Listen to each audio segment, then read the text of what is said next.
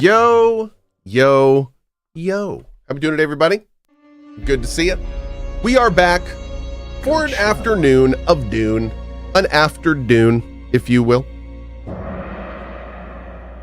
So, thank you for joining us. I would like to thank Funcom for sponsoring this watch along today. We are going to be doing a 2-hour showcase, and what's super cool about this showcase is it's focusing on exactly what I've talked about wanting to know more of, which is the mid and late game in Dune Awakening. Now, I was very impressed with the beginning of the game. When I started playing Dune, I was worried it was just a Conan Exiles reskin, to be honest.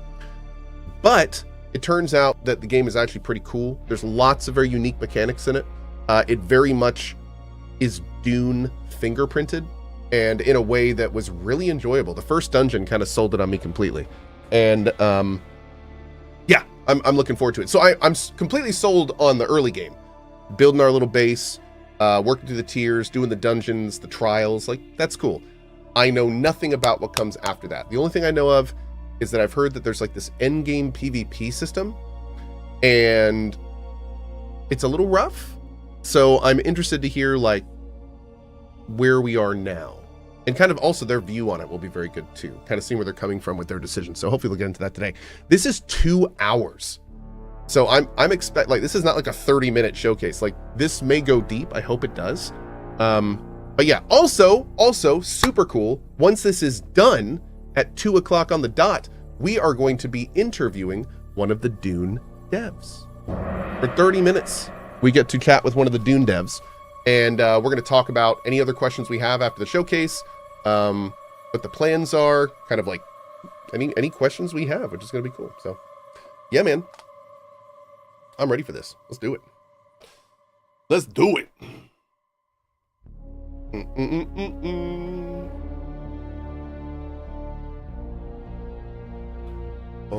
I wonder if we'll be able to have thralls like in Conan. Yeah, there's not really a system that I've seen for that, so I don't know. I blame Cohh for getting me interested in Dune. You know what? I'll take that. That's fine. I'll take it. Good show. Trash Hunter, thank you for that 5-bomb, dude. I appreciate it. Is Dune any good? I really liked it. It's a pretty standard survival game at heart, but there's a lot of extra Dune stuff in it. So I would say that if you like survival games, and very much if you like Dune, like it's a very good combination. Yeah. But no, especially with the way you do land travel, with the belt and the grappling hook, the whole worm mechanic, the vehicles. It has a good feel to it, like a nice unique feel to it, which is fun. I love the backpack and the grappling hook. That is so badass. I could just do that in every game.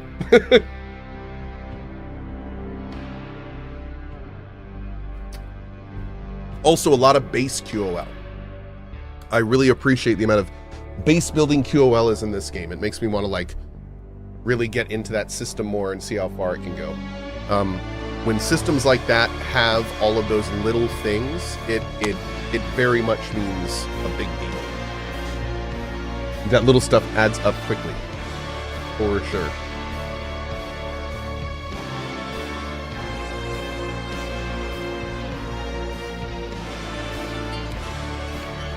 Quiet, you.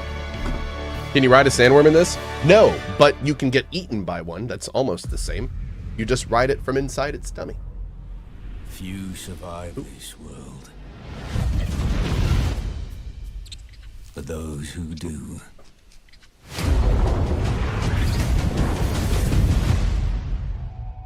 awaken.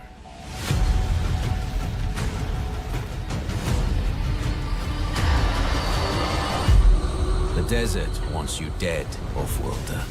If the sands don't take you, the storms will swallow you whole.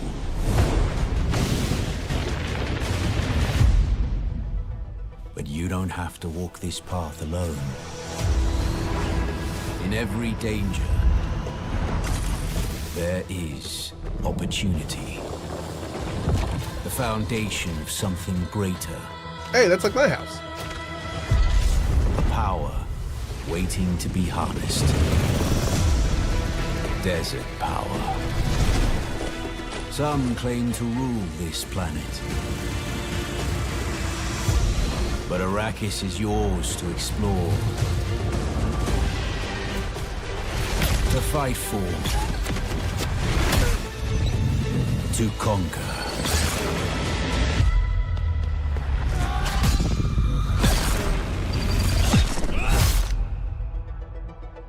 But there are Will day one be a solo run? For me, yes. Even Yep. your control. I mean, solo-ish, you know. If people build next to me and we kind of hang out and do stuff, then, you know, I'll do that. I'm not going to restrict it, but I'm planning on pretty much doing my own thing.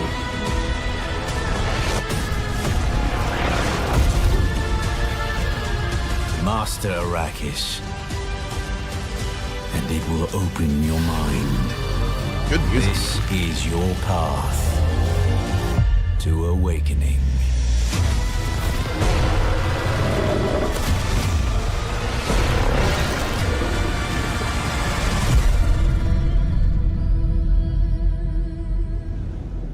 Is there charming jank or Bethesda jank in it?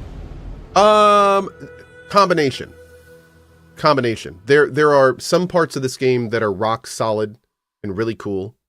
And there are also some parts of the game that are a bit janky. The combat system and some of the animation connecting stuff. But they were working on that directly for release. Last developer live stream before our head start. It wasn't terrible, it just was noticeable. Of Dune Awakening. I'm Natasha Rösli. I have the honor to be your host for today.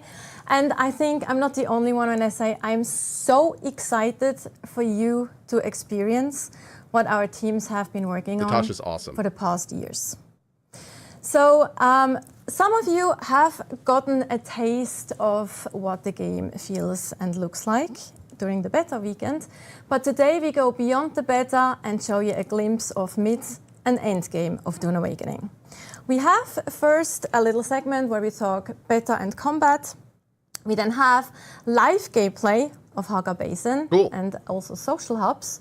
We go into live gameplay of the Deep Desert. And as always, we have a Q&A in the end where we'll be connecting questions from you, from chat, live during the stream.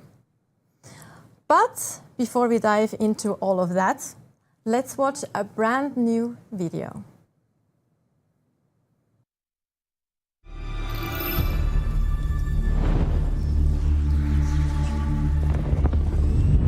Combat in Dune Awakening is the fusion of melee, shields, ranged, abilities, and vehicles.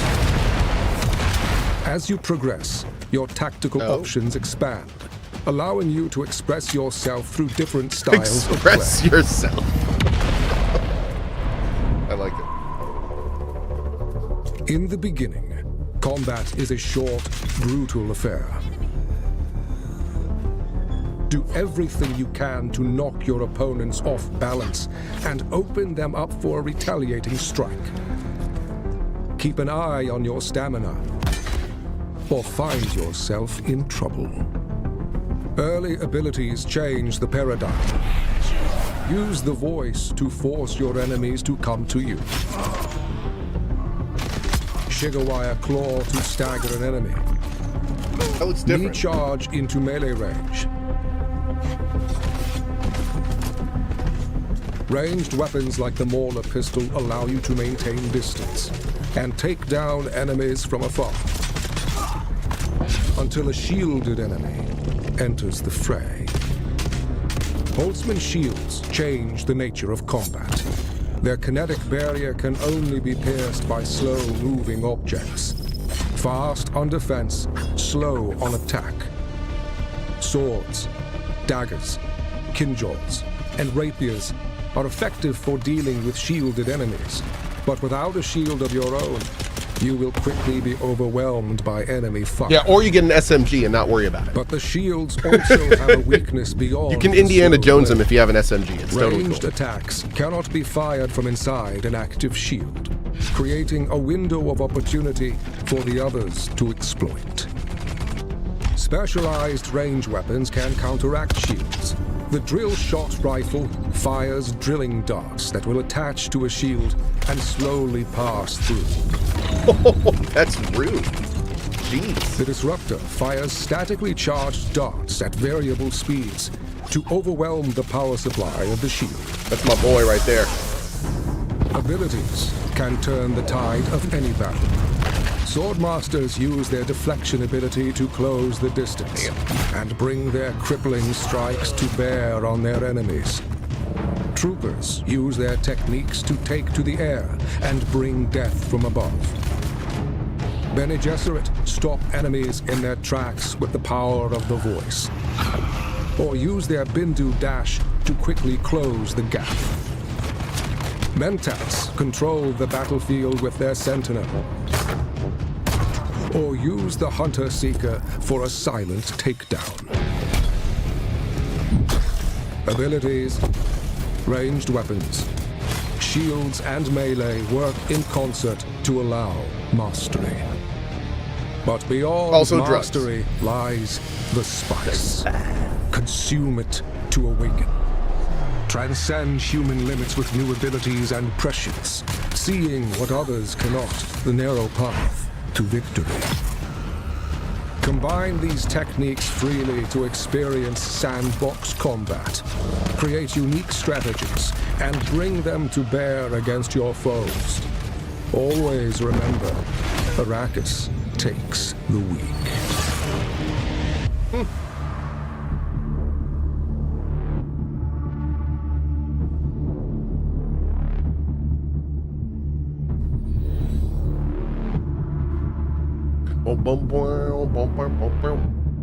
Planetologist not mentioned? Oh.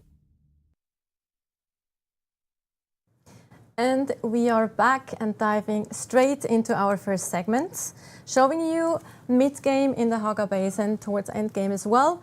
But first, let's of course introduce our guests for today.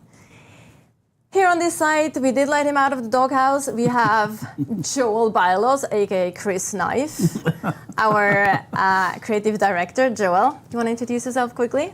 Hi everybody. My name is, I have to admit it, Joel Bylos this time. So because this is the last live stream, I'm going to admit that my name is Joel. Love it. It's fine. And yep, looking forward to talking about everything we're going to talk about today. Yeah. Yes, and on this side we have Scott That's the guy we're interviewing, by the way, our after the stream. Executive producer on the game, new face. Yeah. Finally let me out. You know, Yes. the game is done. Exactly. But yeah, it's good to see you both, and good to talk about Dune finally. Very excited. So, Scott, let us do a little bit of a throwback to beta. Sure. Players, as mentioned, have had, let's say, not a small taste, but a taste of the game, the survival aspect of the game. Maybe we can have an infographic where we actually see what the players in the beta were able to experience. Here we have a little infographic. What was the most valuable takeaway from this beta? I think getting the game in so many people's hands so they can understand what we made. Is that the When same we started Tasha from working on Twitter? Dune, Yeah. We wanted Yep. to make more than just a normal survival game. We wanted to make a very Dune game, first and foremost. And so that's not obvious, right, what we were doing, because we were taking a lot of risks trying to do some new takes on things to make them more Dune than survival. So we have a lot of people finally And being able Darla. to play the game and understand, what we're trying to do. So that was great. And then seeing the feedback and the reactions and all the social media posts, all the YouTube videos, it's been fantastic seeing all the feedback. My personal takeaways is that we had a couple technical issues that we were able to sort out and get fixed pretty quickly. Some issues with some crashes and freezes that we've already fixed. So I'm really excited to get the game out next week so everybody can see what we've changed. Nice. Yep. Anything you wanted to add? No, I mean, for me, it's just a lot of fun to watch people finally playing. Like, someone asked me on Discord like a year ago, like, tell us about the game. They wanted me to describe the game. They weren't in the beta, and I was like, well, it's very hard to describe because it's something unique. Yes, it has some familiar survival stuff, but Overland we've map. laid it all underneath the Dune IP, and it's really hard to describe how all of those things come together to create something that I feel is kind of unique and interesting, right? And so, I think it was fun for people to really get their hands on it. I mean, we've been talking with the closed beta players for a while, but seeing people in the world having it, streaming it, putting up YouTube videos, talking about what they were experiencing, I think importantly, people finding out whether they like or dislike the game as well, because I really like people to be able to make an informed choice about what they're buying as well. So, yeah. 100%. I think one thing I can add to this as well is, like, for me, having a little bit more of a bird's eye view of early how access is on the 5th. It's a 5-day head start. Are reacting Yes. to this, because me too, we have been so close to the game for such a long time, you can't really judge it anymore, like from a normal like gamer perspective. And then seeing all those amazing kind of, obviously there was feedback as well that we kind of needed to address and things, more on that in a second.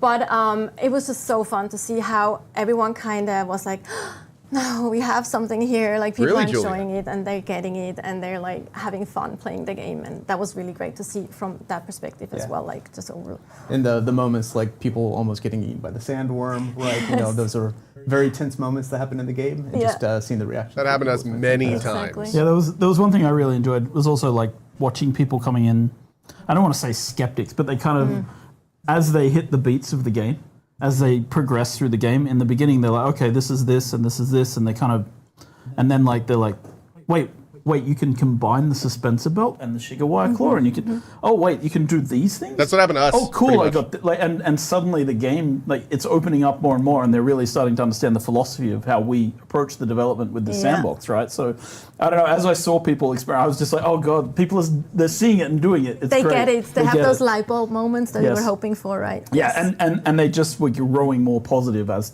they played more, right? And that to me is huge. Is It's it really strictly important. multiplayer? And it's, as I mentioned, It is, that but you are can the play things solo. that are I mean, I really did. great to see from kind of an outside. But you are perspective as playing well. with other And it was players. good. Just it's the first slide was showing this, right? It's just the first 20 hours, so it's just a taste of the game, right? It's just the very beginning of Act 1. We have so much more to show, and Which the best is parts are here to the come. rest, can quite talk a bit, about it. like a little bit of the stream as well. But going back to the beta weekend, there were of course some things We that now have the best weren't that co-lurk great, that emote on didn't Twitch. go Thank as you, Julia. planned. One of those moments was of course the PvP moment in the broadcast, and Amazing. when it comes to melee combat specifically. But we have actually worked on this and addressed it. Scott, maybe you can give a bit of context. Yeah, so to that. we were aware of this issue. We've been in closed beta for a year and a half almost now, right? The new combat came in August of last year. Yep. And we've been making looks so tweaks based on feedback and playtests that we've been doing. So going into the beta, we knew that there was that issue around stamina and what would happen if it ran out, and we'd already been working on it for over a month to try to fix it. So we patched out a change to it. Do you want to go over the details of that? I mean, the high level changes it's something like this now, right? So heavy and slow blade have been separated as attacks. So a heavy staggers people now, and then a slow blade finishes them off, like, or goes into the slow blade attack. So you actually, now holding the button, you'll actually do a heavy attack. All attacks have now got proper stamina costs attached to them. And then in addition, if you're in a place where you're getting into the stun lock situation, you get an ability which is called Second Wind. It just pops on. It starts to restore your stamina bar quickly so you can dodge out of any sort of stun lock in that situation. So yeah, we've been doing balance around stamina costing on everything. We've been doing balance around the way attacks work. I think it's all working pretty well. Scott and I did a fair bit of PvP ourselves. We're pretty bad at on it. the top but of a we did shipwreck. Won? Did you do well? Yeah, I one, day one, He- and Joel won day two. Maybe? I think you won day one. But So that they're was making because major on the second combat day, I changes slotted right the before Bene Gesserit launch. technique, the Mentat technique, which allowed me to avoid his voice power. Interesting. Oh, But it sounds like it's And based then on he wasn't feedback, so able maybe to that's get me anymore. So good. then it was fun. Like it's fun to rock, see paper, how scissors approach. how the dynamics work. From the right? sounds of it, maybe it was wasn't a lot of fun. done. I don't and know. Yeah, I mean, I think we're still, we put it on the closed beta. We're getting feedback from people and testing. But one thing is important to stress, right? It's a live game, and we're going to continue to patch and update. So we'll be paying a lot of attention to what happens as the game goes live and as people are playing. And we're here to make the game better. That's our job. So Yeah, absolutely. That's beautifully said. Thank you. But enough just a dry talk. Let's jump into some gameplay. So we actually have an example of group gameplay. I'm like, that word is just not as I thought you were going to, when you said dry examples, I thought you were going to break out the wine. But let's. Maybe I should. Maybe I would go better. But yes, so we have some group gameplay, mid game actually. Yeah, mid-ish game. We can Yeah. probably just comment on it as Sure. well, what we're seeing and how it's different from what people have seen in the beta specifically. Sure, you want. Sure, yeah, I can go. So if you played to the Vermilion, you can just mine on this the thing? journey is still very isolated to your yourself. it a mining right, your sand bike, and vehicle? you have a small base. As you're moving into the next areas, like the Hogget, this is the Rift, right?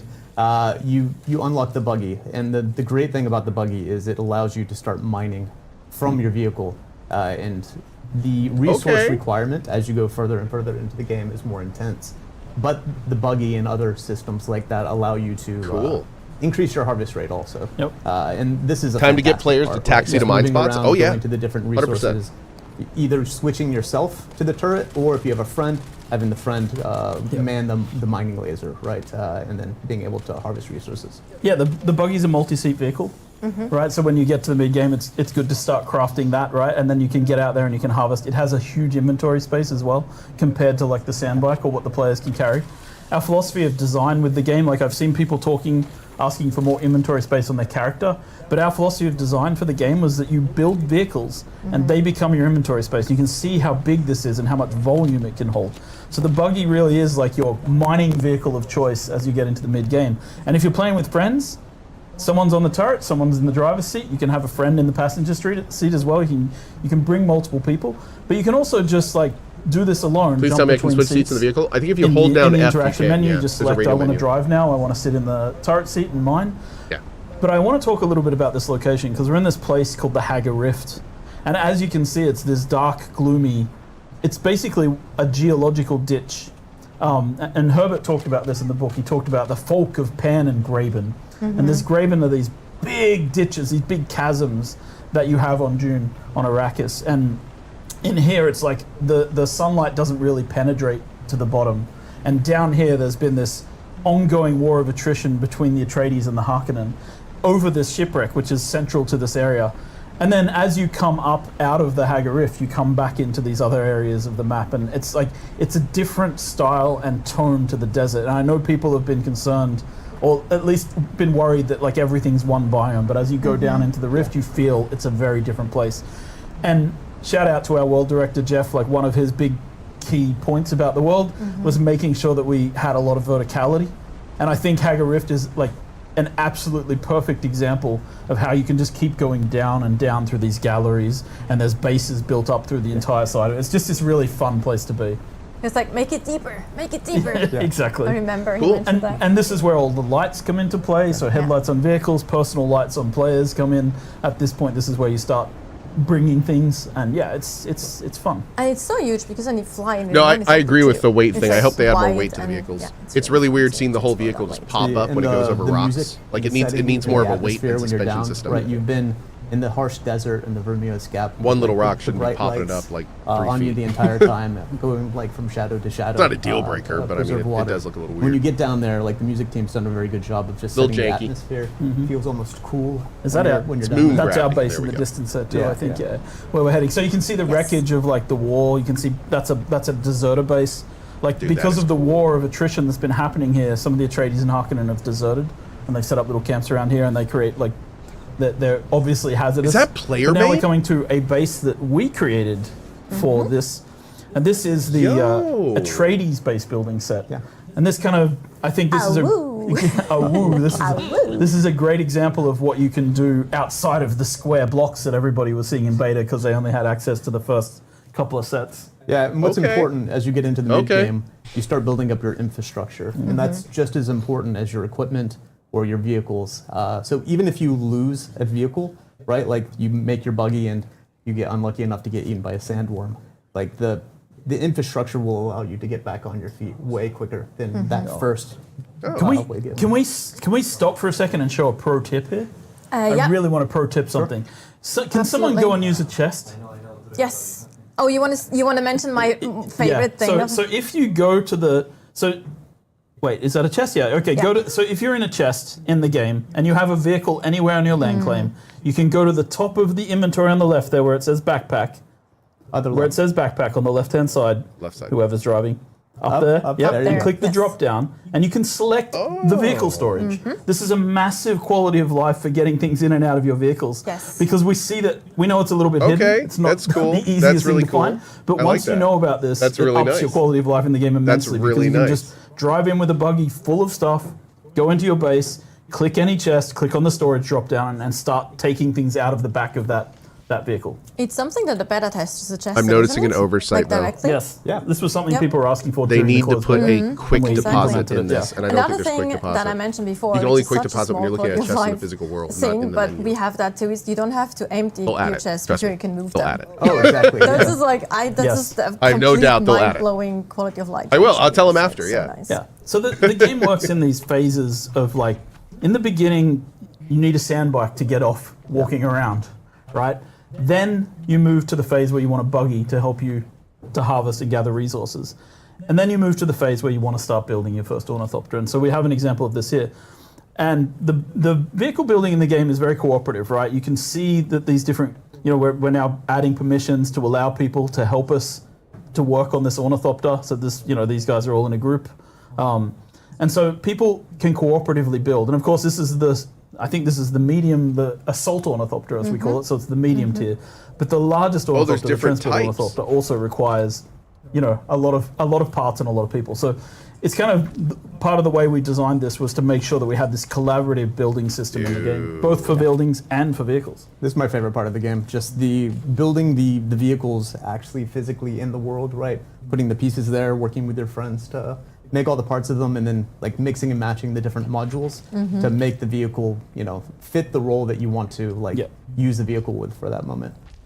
Yeah, and vehicles come with different module sets, right? So you can put inventories on some. You can, like we talked about the buggy. You can actually have a rocket turret on top of the buggy, which I think you Exactly. saw in the combat trailer earlier. Yeah. You saw the buggy firing rockets. So you can have different types of things on the different vehicles, and we'll continue to expand that post-launch as well, making the vehicles more and more useful with utility. Yeah, it's fun, right?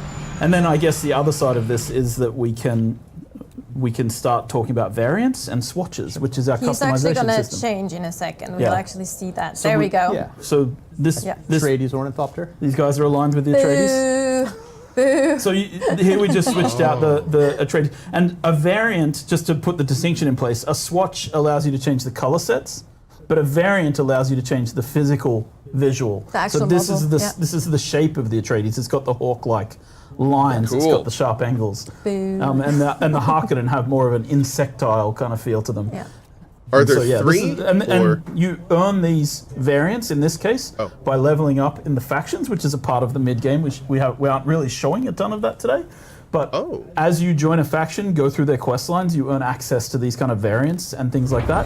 And then you're able to use the Atreides colors and swatches and variants. Yeah, both on vehicles and your armor, right? So Yes, vehicles, you- armors. You Yep. can represent dude, I with like the your back of theirs. Harkonnen clothes running in the deep desert, Yes. perhaps.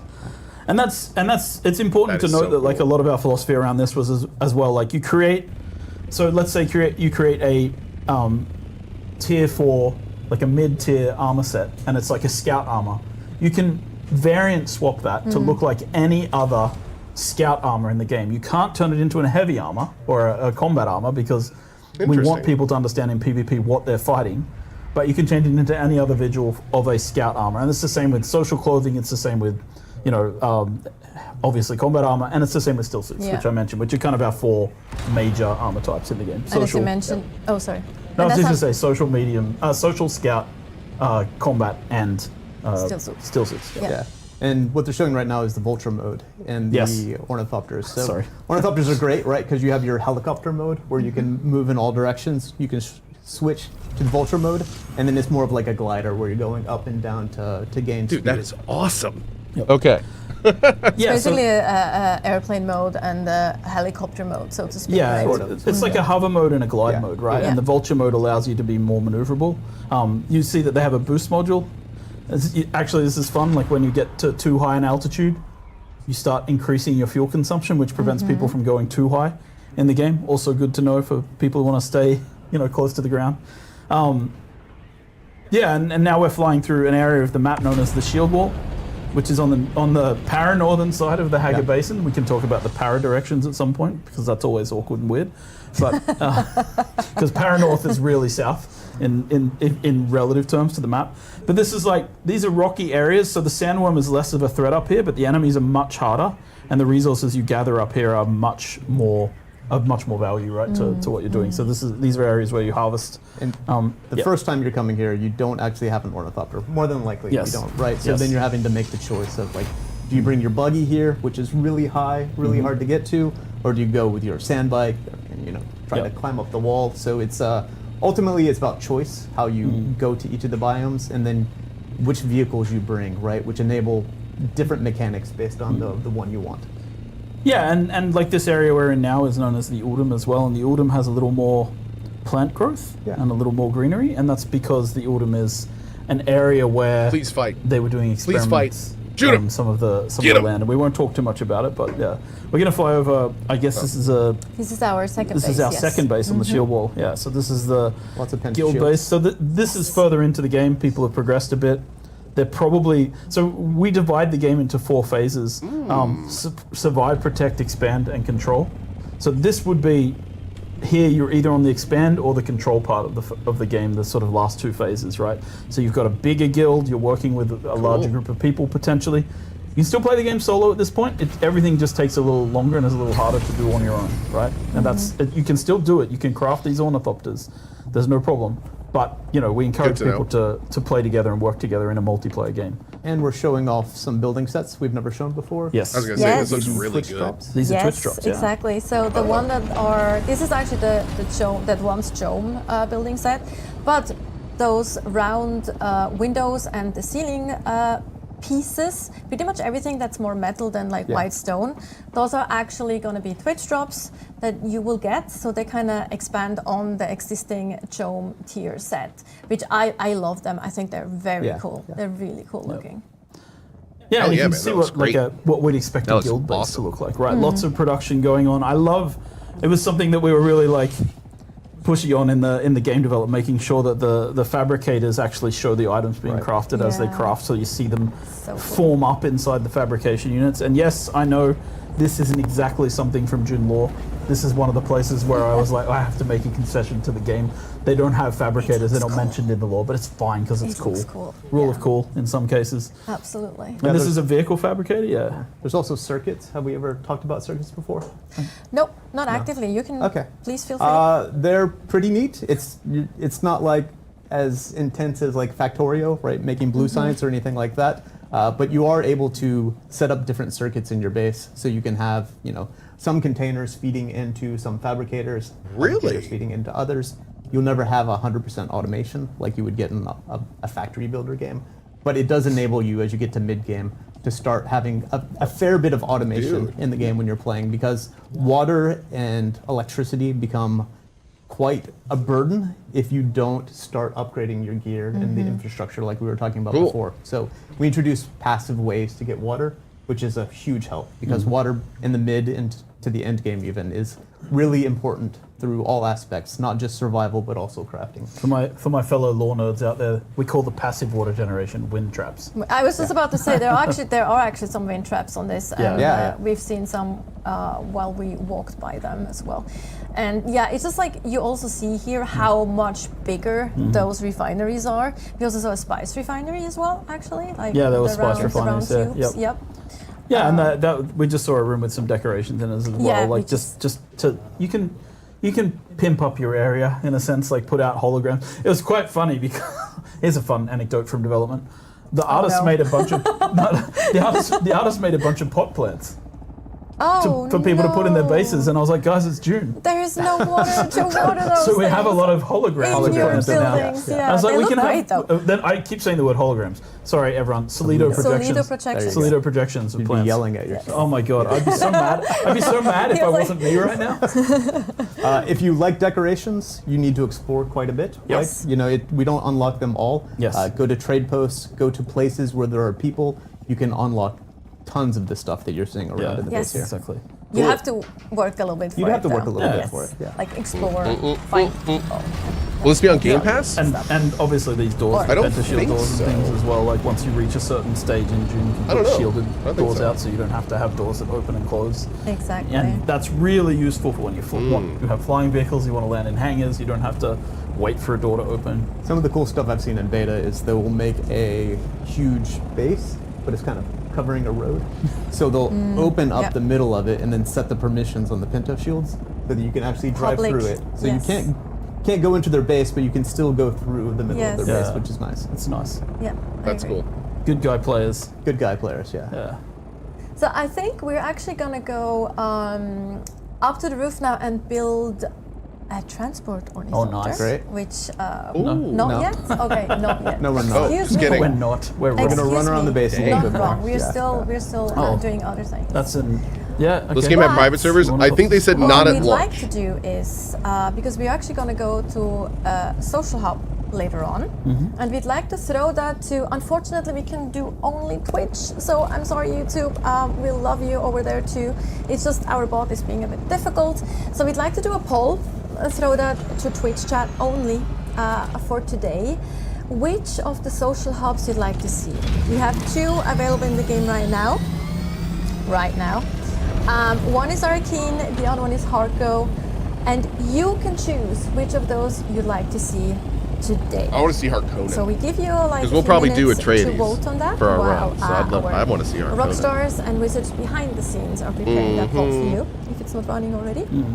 And yeah, we can talk a little bit. One of the cool things that they were just showing there is the vehicle backup tool. Yes. I don't know if we've talked I about think that it's on awesome. stream too much, but once you build a sand bike or a light ornithopter, you can actually build a tool to hide it or like. What's the lore reason, Joel? Let's go with the Ritchie's perfected miniaturization technology, sure. and the player is able to miniaturize their vehicle, and it only works for vehicles that have nothing in their inventory. Correct. Yeah. And 2 types of vehicle: the sand bike and Yes. the light scout ornithopter. Yes. Yeah. Oh, we're flying past. Highly recommend always using it, right? When Yes. you're going to a location, Yes. land. Is there going to be a coalition store guild? your vehicle. We're going to Don't let it get try. destroyed by a sandstorm. I but- learned that the hard way, man. It's I think the I will guild never do size that is really mistake ever limited, again. unfortunately. I see. We've gone with spoiler see. territory here, and we're flying over the giant power station of Misatariel. Don't look. I don't want to talk too much about it, but we'll let people figure that out in the game. It looks cool. Was that a It's captured Me sandworm? too. It's Mine really too. absolutely That was a power Mine too. station? And the Mine story too. involved in it is So really cool. please look forward to it. And then we have Ew. someone doing their vulture roll, which is very nice. Can you hit your scanner really? as well, whoever's flying? I'm not sure to do that. Yeah, Okay, so like that's vehicles obviously get like players got hand scanners probably in the beta, but now you're up to the stage where you actually have a scanner and you're scanning entire like islands by pumping C. So the idea is that again, as you progress, everything just takes a step up in how quickly you can do things. We wanted the game to feel, well, you've put in the effort to get this vehicle, we're going to give you the convenience of being able to scan an entire island very quickly, right? Yeah. This is a trade post. This is the Crossroads trade post. Look at the poll. It's super tight. I love that. Like right now, Araen is slightly winning. So let's go, Harco Harkonnen. Village is cooler. I agree. I agree though. Harkonnen's Well, much both We're going to see some footage from Harko no matter are what we do. super too. cool, that's though. true. Both are super cool, but I do like. I think the Yeah, votes are just frozen. because you're an evil person and I you am. like Harkonnens. I am just like Something evil about for that life. whipping noise. No, you know the fun part is I always try to go evil in like games where you have a choice, and then I end up course. good anyway. Yeah, like, feel because bad you for can't the- bring yourself to do Feel it. bad for those No. characters. I have no idea So what she's these are the talking about. pilots. They were disabled in the clue. beta. You may have met one at the first trade Totally post if you were unrelatable. playing. and we're going to Araen, by the way. We're going to won. Araen? Yes. All right. Okay, It's fine. so we're going to go and visit Araen. All right, that's cool. The pilot only takes cash.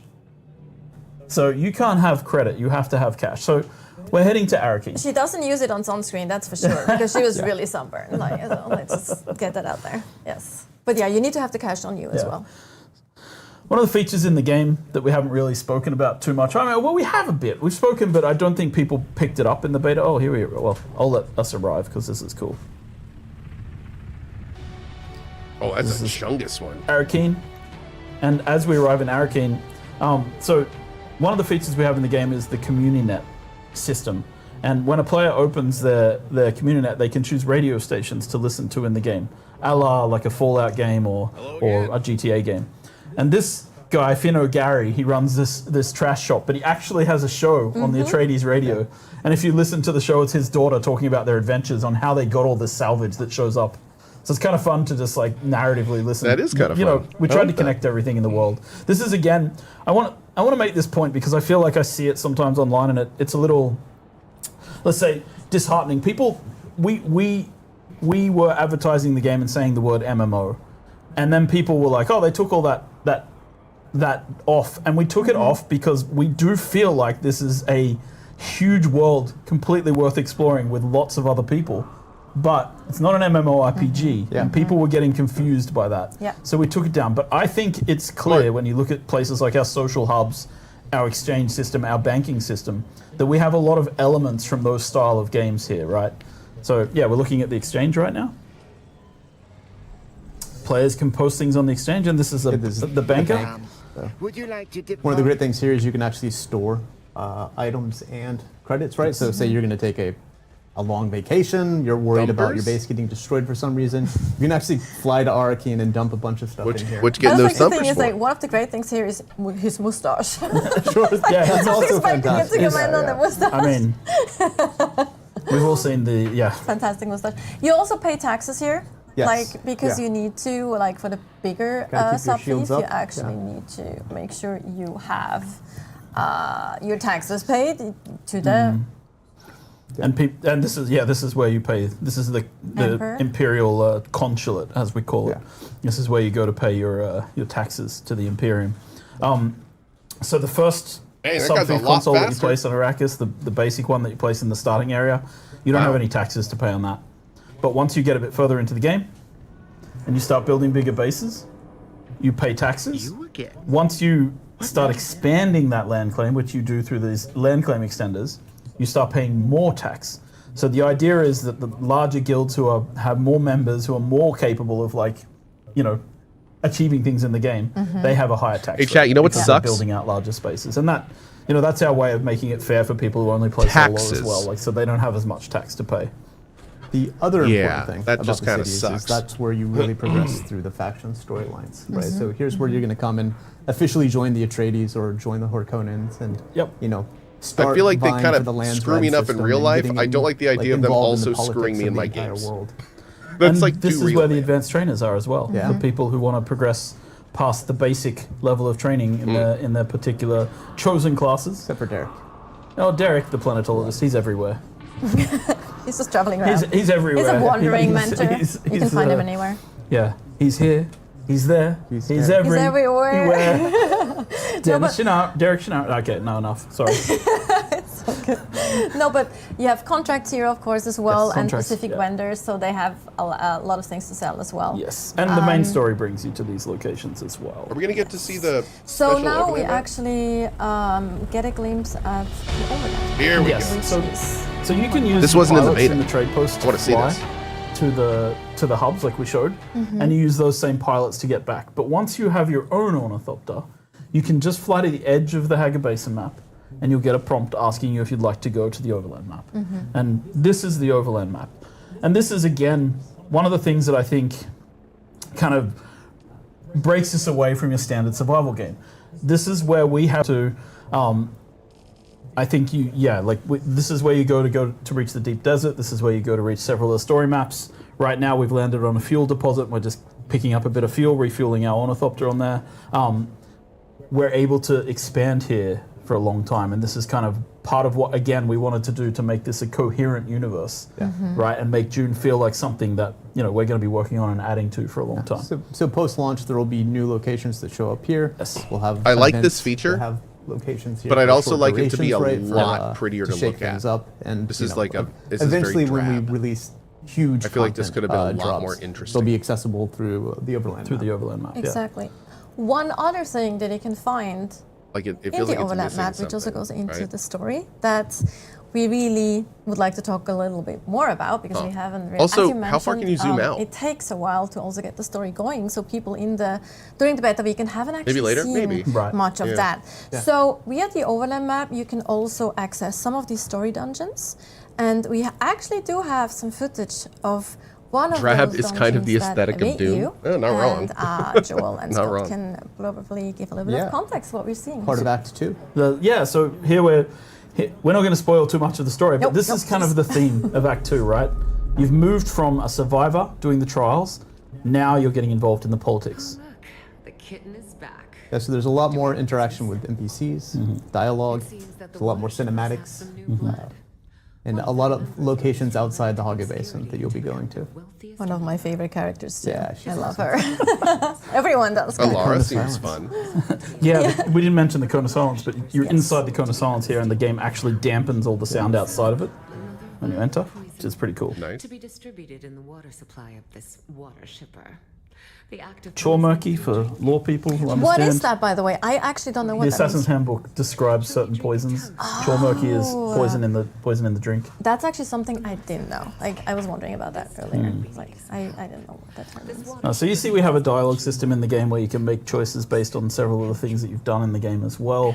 Your background at the start has some payoff here. This water shipper is wealthy. Again, it's not like, you know, we're not making an Obsidian RPG with all of the choices that something like that has, but we're doing a level of this that's above and beyond what most survival games do, I think. And you will be interacting with some Dune characters that people Well, look are at her familiar last with. name. Yeah, Dune yeah. fans probably recognize already that last name. Yep. All right, so we're skipping ahead here. We've jumped to the part of the mission where you're heading towards the water shipper's mansion, which is in the Imperial Basin just outside of Araen. The player is being sent there to assassinate and poison this water shipper on behalf of Alara Tuek. And so That's close we enough. come to this new level You can see on the Arturo overland map. keeps himself well guarded. Those lights Yeah, out so there. your job is If they to spot you, infiltrate, you'll be Yes. right. Yeah, she's talking and explaining the mission, but I can't hear it, so I'm just... But One of the things we wanted to do is make sure all the abilities still work in these, so it is Yeah. still very sandboxy. yeah. There will always be multiple approaches. You Yeah. know, if you have a Shigglewire Claw, you can use that to grappling hook over some areas. If not, you know, then you're gonna have to be a little bit more stealthy and avoid the searchlights. Yeah, exactly. It's like it's one of those things where our philosophy is like we give people all these tools, but it's a sandbox. Play the way you want to play. Makes the woman think Like she picked the wrong business. here, it's we have to find a guy called Yargan, Dew harvester who's her in contact, He's supposed to be waiting for you by one of the storage sheds. and so like it's like we're quite nice to people. You might get spotted, but you can escape the lights quickly. Yeah. That's the one we I'm found not. here. You can read the dialogue here. It's fun. One of those ones. And again, depending on your background, you actually get different choices to Yeah. to the dialogue. Character creation is important. Why don't we Yes. just have this conversation in that spotlight over there? Gamer This stealth. guy's pretty he's a much. grumpy I guy. agreed to help Alara with this. It was because her old man got me out of a few scrapes back in the day. But if you get caught, we ain't met. Especially when he talks about the place. Got it? You'll appreciate this option. Good. I Then ask you. It's like, so which background? Guarded like a princess's virtue. Which background do you have to get that option now? That one's for everyone Well. for free. It's for everyone. That's for free. Okay, there you go. I love that we have it in a video too.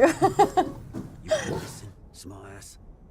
But there's so many little Easter eggs and fun things that you also wrote, like especially also for like weapon descriptions descriptions, and things. item Super descriptions. fun. Like everything's connected. Like for those of you who do like lore and who know Dune lore as well, you will find a lot of connections. But also for the ones who don't, It's been a while. Yeah. it's super fun to just. Follow the path. He's also Find explaining things. the different ways that you can approach this quest right now. So he's sort of explaining to you, there's like two paths that you can take. Like you don't have to go this way, you don't have to go that way. Here's how you can get in, there's how you can get in, right? So as a player, you can approach this, again, in kind of that sandbox approach. It's like, again, I don't want to oversell it. It's not an immersive sim where you have Yeah. like the Dishonored level of, Yeah. but you can definitely find alternate paths into the mansion to achieve your mission. And I think that like a shout out to the story content team with Bernard and the boys, as I call them. They've done a great job with these, setting them up.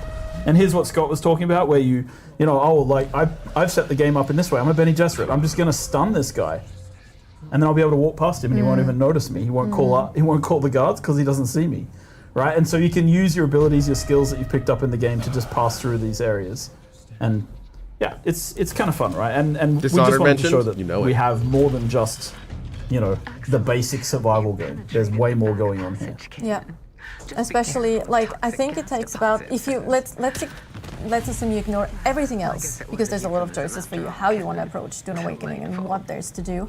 But let's assume you're only going for the main story and like those cinematics and things. So it takes you. I did talk to Niels about it as well.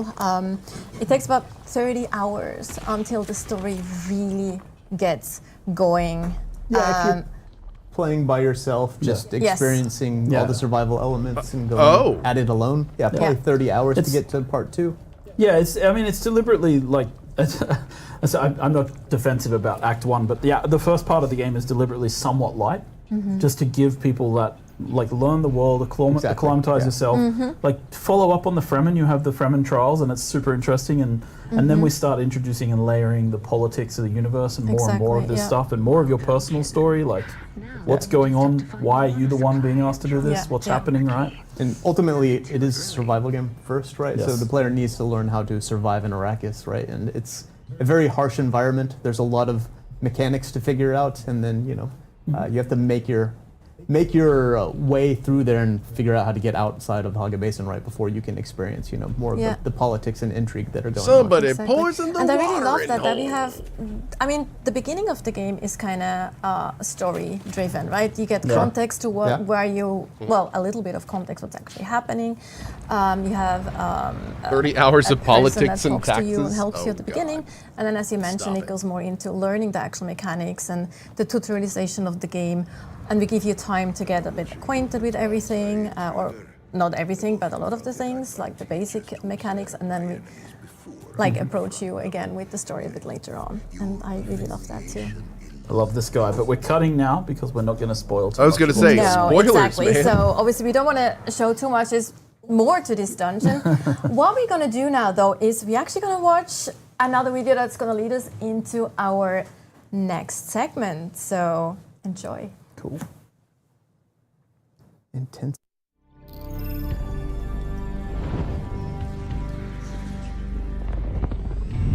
Power. Given the right lever, you can move a planet. In Dune Awakening, your path to power leads you through the great houses. But only accomplished guilds may earn their place among the Atreides or Harkonnen. Swear your allegiance and contribute to their rise in desert power. The pledge is only the beginning. You have come far, and now it's time to take control of the Lansrad. The Lansrad is the council of great houses that make decisions that impact all the players on all the servers in your world. Your goal, and that of your guild, is to secure their votes so that your faction, the Harkonnen or Atreides, can take control. To secure their votes and sway them to your side, you must complete specific house requirements on the Lansrad board. Alone or together with your guild, your efforts can move the needle. Be the first to fulfill a house requirement to not only secure their vote, but also reap their many rewards. What? Whether you enjoy PvE or PvP, there are many paths to victory. Huh. If you prefer the relative safety of the shield wall, there are many activities that will not put you into direct conflict with other players, while still contributing to your faction's rise to power. It's a player base. That's cool. House Torvald wants you to eliminate sandflies. Rush in, or pick off the deserters one by one with your sniper rifle. House Rashis wants a delivery of ground cars. Join up with friends and build strongholds for large-scale production and deliver them safely to the House representative by ground or air. Large-scale production is costly and will require a lot of resources. To be able to craft certain high-tier items, you will also need the most sought-after resource of all. Spice. You can buy spice from spice merchants or on the player-run exchange. And it can even be found in smaller pockets behind the shield wall.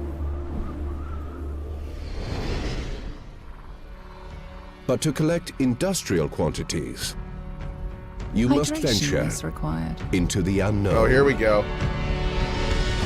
The deep desert beckons. Here, violent Coriolis storms sweep across the vast expanse of sand, resetting the map every week, revealing new resources to mine and points of interests to explore. This ever-changing environment offers endless exploration, but also endless conflict. Each house in the Lansrad desires a specific control point in the deep desert. Seize it and hold it over time to gain their vote. Fortify it and be ready for a fight. Other players will soon come to take it from you.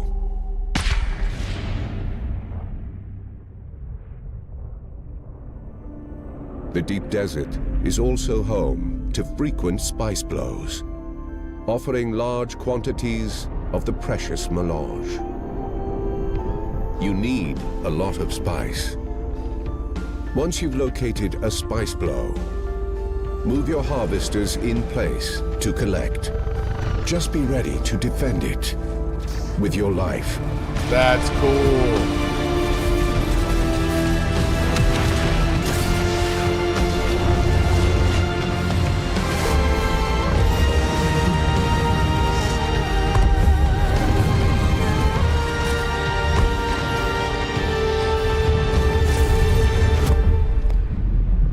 Did she just grapple onto that ornithopter? Oh my god.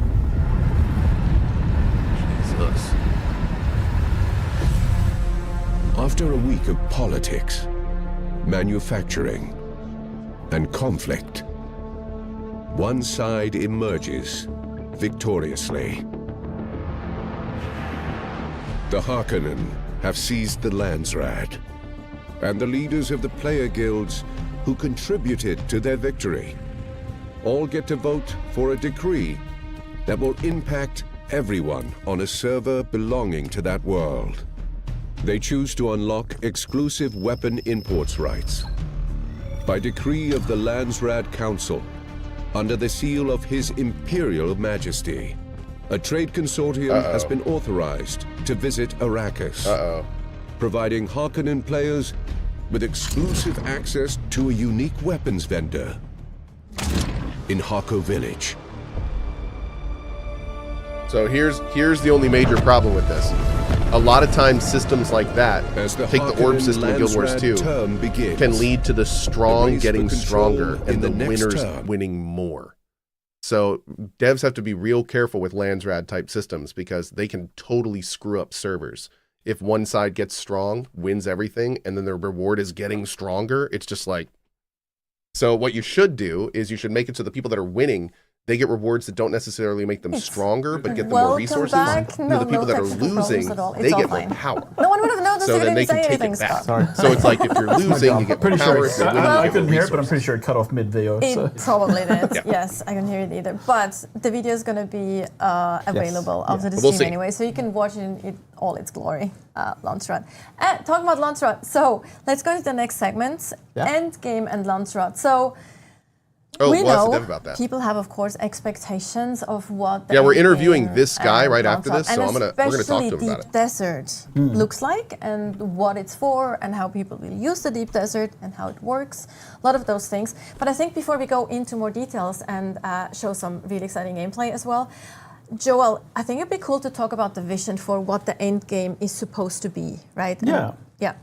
I think, like, going back to when I joined the project, so this is 5 years ago, right? And we were talking about what is a good 5 years he's been survival working on game, this. like because Dune, we were making a Dune survival game, and we were talking about what is the vision for an end game in Dune, and the kind of the goal and the idea, at least in the beginning, was like we started with, hey, like you start by surviving in the desert, and it's that raw nature versus mankind kind of thing. It's the sun, it's the sandworms, it's the storms, but then you move into this new mode of survival, which is political survival, which is the end game of the game needs to be about these big forces, right? The Imperium is made up of the great houses, the Lansrad, the Emperor, the Spacing Guild, Chom. All of these things have an influence, and you as a player are just a small cog in the machine. But we want you to be able to feel like you're participating in this big umbrella system. And so we started there. And then we talked about, like, there's an element of like, I think, very technical game design here where we talk about player activity cycles through the week. I just have another question I'm going to ask him. I was looking at like games like Rust. You know, Rust has their server resets, which is great for like people to start building up, and people really enjoy that cycle. But a lot of people also love having their stuff and not losing it. And so we talked about like, okay, what about a place, and in Dune it's perfect, right? You have these Coriolis storms, and there's scenes in the book where the sand is just tearing apart DC Tommy, I faces, feel the same way ripping as down Akamoto's. the things in the desert and do. revealing things from beneath the sand. And so we said, okay, what if we had a map In the most deep cases. desert, In most cases. and in the deep desert, the landscape changes every week. How does that affect gameplay? And then we started there and we talked about, okay, what about if there's a cycle of events that we want players to go through? And again, this is a design. This is a high-level design. We might actually have an infographic or a visual asset. Yeah, I want to know a lot more a about this week system. Cycle of. Oh, do we? Yeah. Cool. Fun. You guys are on top of things. I know nothing. Oh No, no, not that one. sorry, that's Not this one. not that one. But okay. Either way, I can Maybe just it's keep, not right. Maybe I we can just- didn't make I it can in just time. keep talking. Yeah, Just go keep for going. it. It's Go fine. for Sorry, it. everyone. I know it's just Go for boring it. old Joel. But like we wanted to approach this right. So we were like, okay, what if there's a map that resets and the map changes every week so that it's an infinitely explorable space? And we worked backwards from there and we said, how do we build a lot of our game systems towards this? So we started with the idea of, yes, the map resets. When would we want to reset the map? Let's say we reset it on the lowest player activity day of the week, right, which tends to be a Tuesday night or a Wednesday in these kind of online games.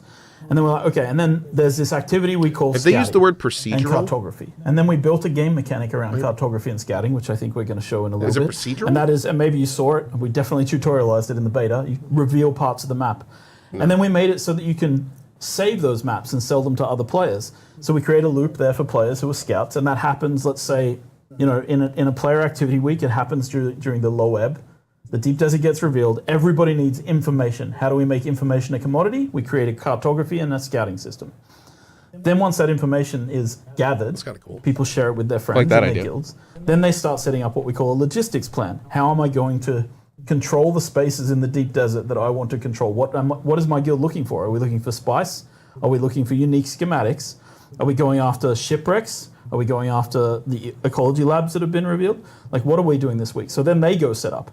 And then the weekend, which is when the highest player activity count is, that's when people are online. And that's where people really participate in the activities in the deep desert, whether that is running ecology labs with their friends or shipwrecks or fighting over like control points in the deep desert. And then after the weekend, I should say, on top of this as an umbrella is the Lansrad.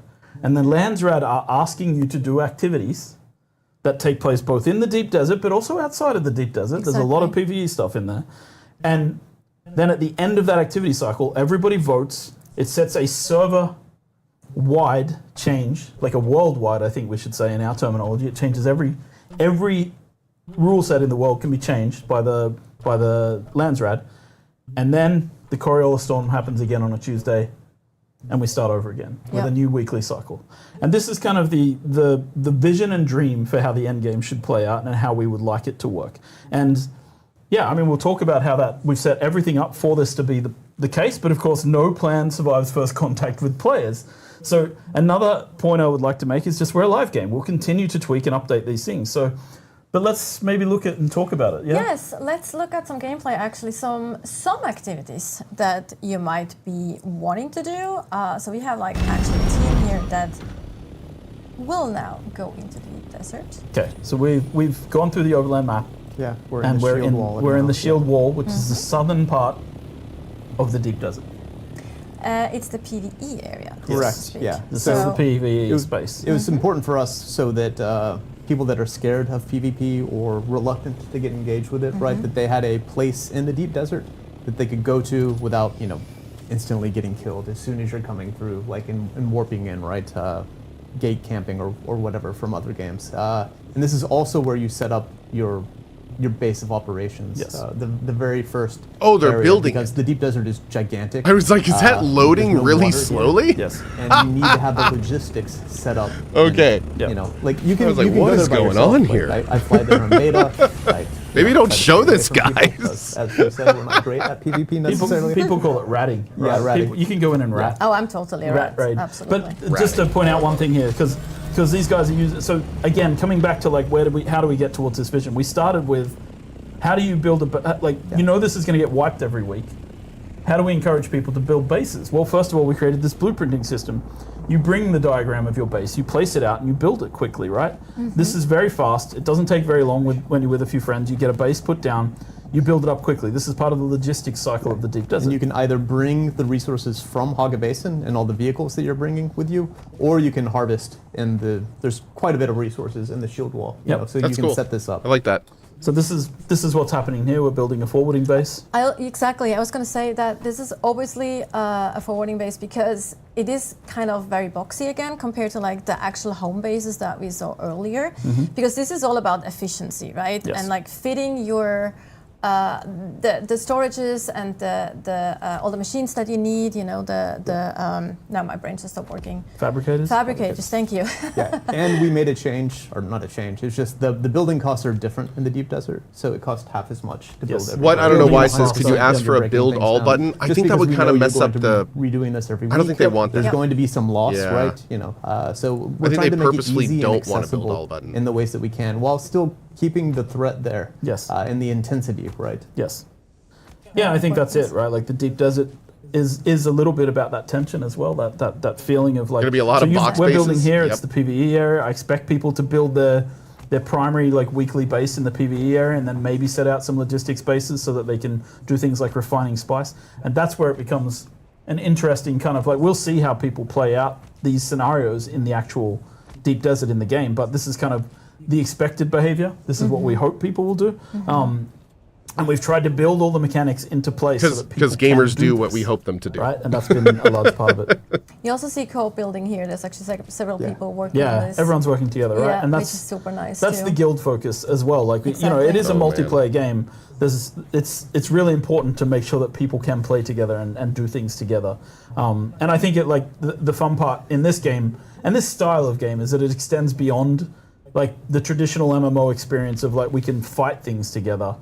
Right, and we can role play together, but you're not building things together, you're not crafting vehicles together, right? We have those options, which is nice. And it's just cool to see how quick you can use the blueprint system to get like a gigantic base, right? Yep. Even though it's utilitarian, right? But it does what it needs, and it's quite impressive. Yep. I know that people were also wondering that you won't be able to, copy that your setup inside. So this is literally, the blueprint is for the building itself. So everything inside. Correct. Yeah. Yep. Yeah. You still have to put the placeables in.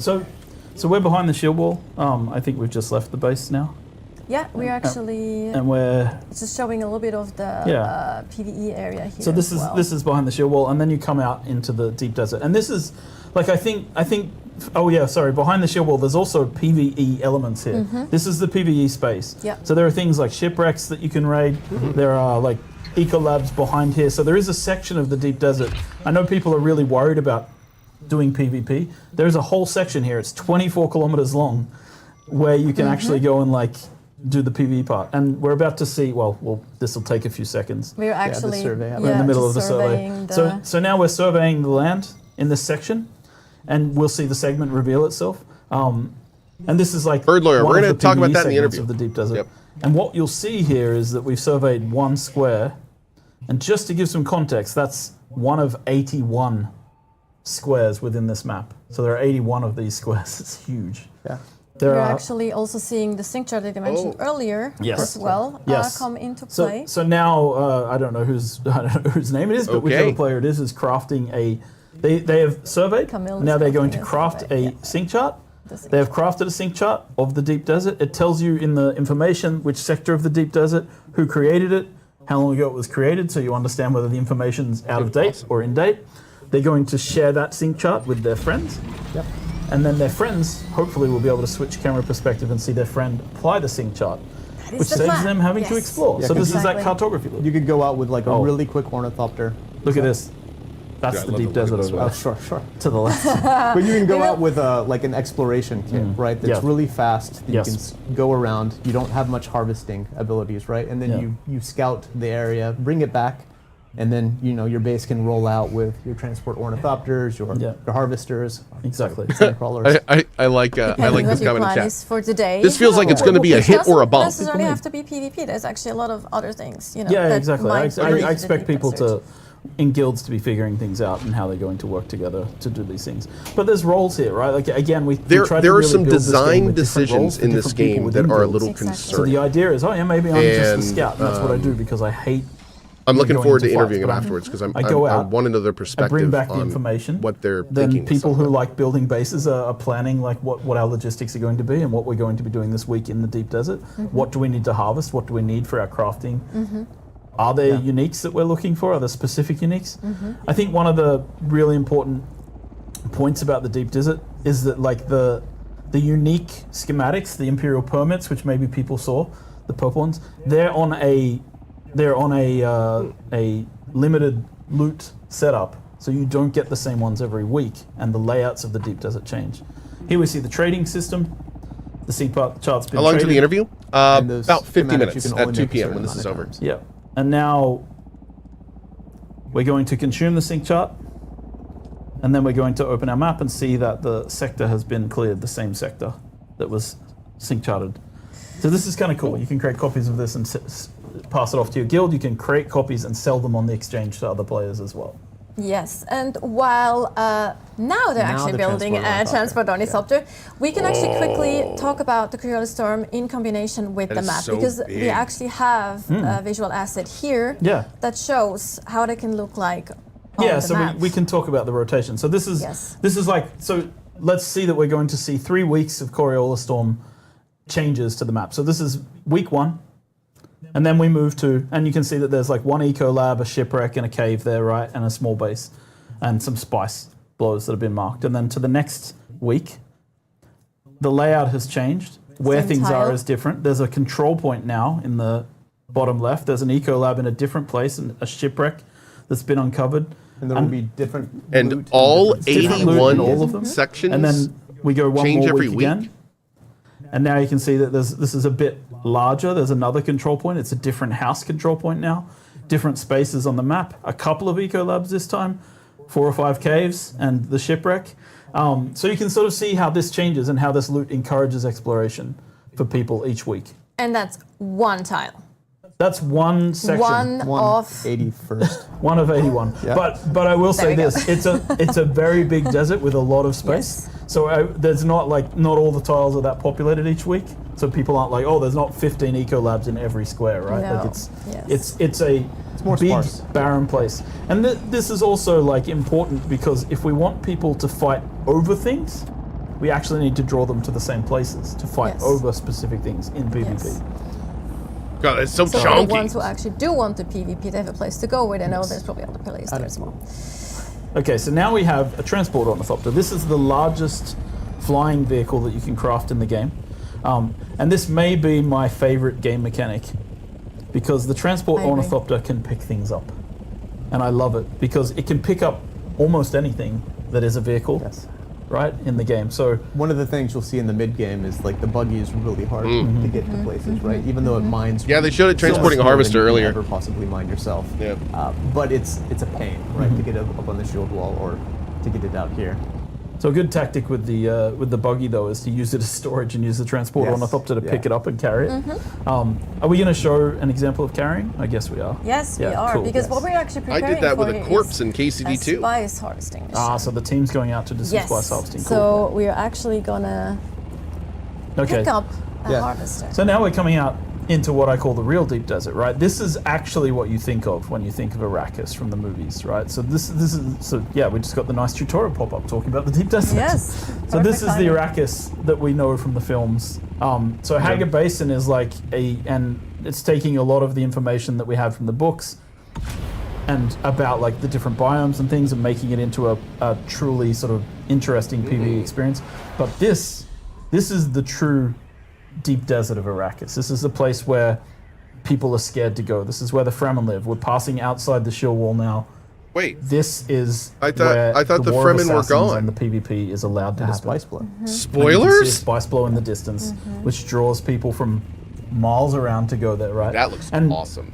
I do want to say this section here, if you turn the camera right and left, you can see that we have the shield wall. It goes, this is 24 kilometers long, and you can't see people all the way along. So people who are like nervous about going into the deep desert because they're worried about, you know, the PvPers, I think there's like an element from my end, I wonder how they're going to let players detect other players on this project quite often is like, you come to the edge of this vast ocean and you dip your toe in the water and you're a little bit scared of sharks, but you see something in the distance and you think, I can make it. I can get there and I can get back. And the first time it's scary. And you feel that tension. And the second time and the third time. But you feel that tension, but you actually start doing it, right?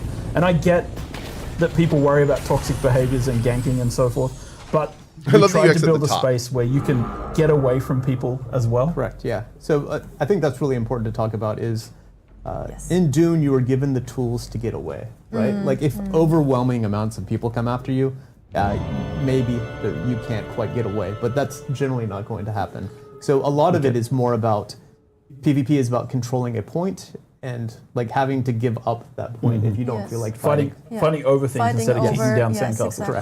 Correct. So on the Lansrad here, this is kind of interesting, right? So you can see the Lansrad's in the state of like, if we claim this as the Atreides, we're going to win what we call a Sisselrad, and a Sisselrad means that we're going to get the voting power for the week. How are you So a seeing Sisselrad that? is when we can complete a row. So normally, if you were Harkonnen and Atreides in this situation, you'd both be fighting over this particular control point because you really don't want the other one to win for the week. But normally, like it's kind of, you're always blocking each other and causing like the other team to have to, you know, go back and focus on filling out a row or trying to fill out as many squares as possible. So we're trying to take the House Haggle? House Haggle owns this control point in the deep desert. So we're in the deep desert as Atreides taking over this control point on their behalf. When they take this control point, the Lansrad gets controlled control for them. point. It's a place that you have to defend in the deep and the desert. Lansrad is It'll draw every week? other people, and it will earn you points over time. It's a classic. Am I understanding that control point properly? in the deep desert. One other thing, just if you stop for a second here, one other thing I just wanted to point out, one of the feedbacks we had in beta was about team markers. You can see our new team marker system in the game here. So here's my question, like super Deliberately quick. only for the 4-person groups. I will not The thing allow... I'm confused about is he specifically earlier said that this area would be resetting on off hours. But from what I'm seeing, it looks like whoever gets there first can only claim it one time per week. So are they really going to be resetting the map and then there's going to be like this land grab rush for the Lansrad? Or does it unlock at a different time? Berserks to actually like not do friendly fire. And there is full friendly fire on guilds. For the Lansrad, everyone would want to be on when it gets reset. Right? They can make sure everyone has the same swatches and the same armor. So there is I'm going to make sure I'm ways to understanding do this. it, I'm going to ask but them. they have to work. Dressed like and infiltrate. Quickly switch to your, exactly. So that's we didn't want to take no away artificial.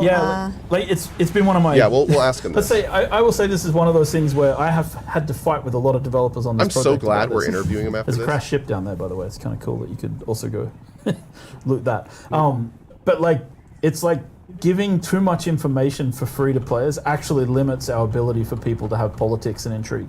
Because if I can see your name over your head, I know who you are, right? But if I don't know who that maybe is, that's and you it. dress in my clothing and you walk into my base Maybe they're and you different follow me times. around, it's like I might just think that you're my friend from the guild, when in fact you're just like, you know, trying to infiltrate.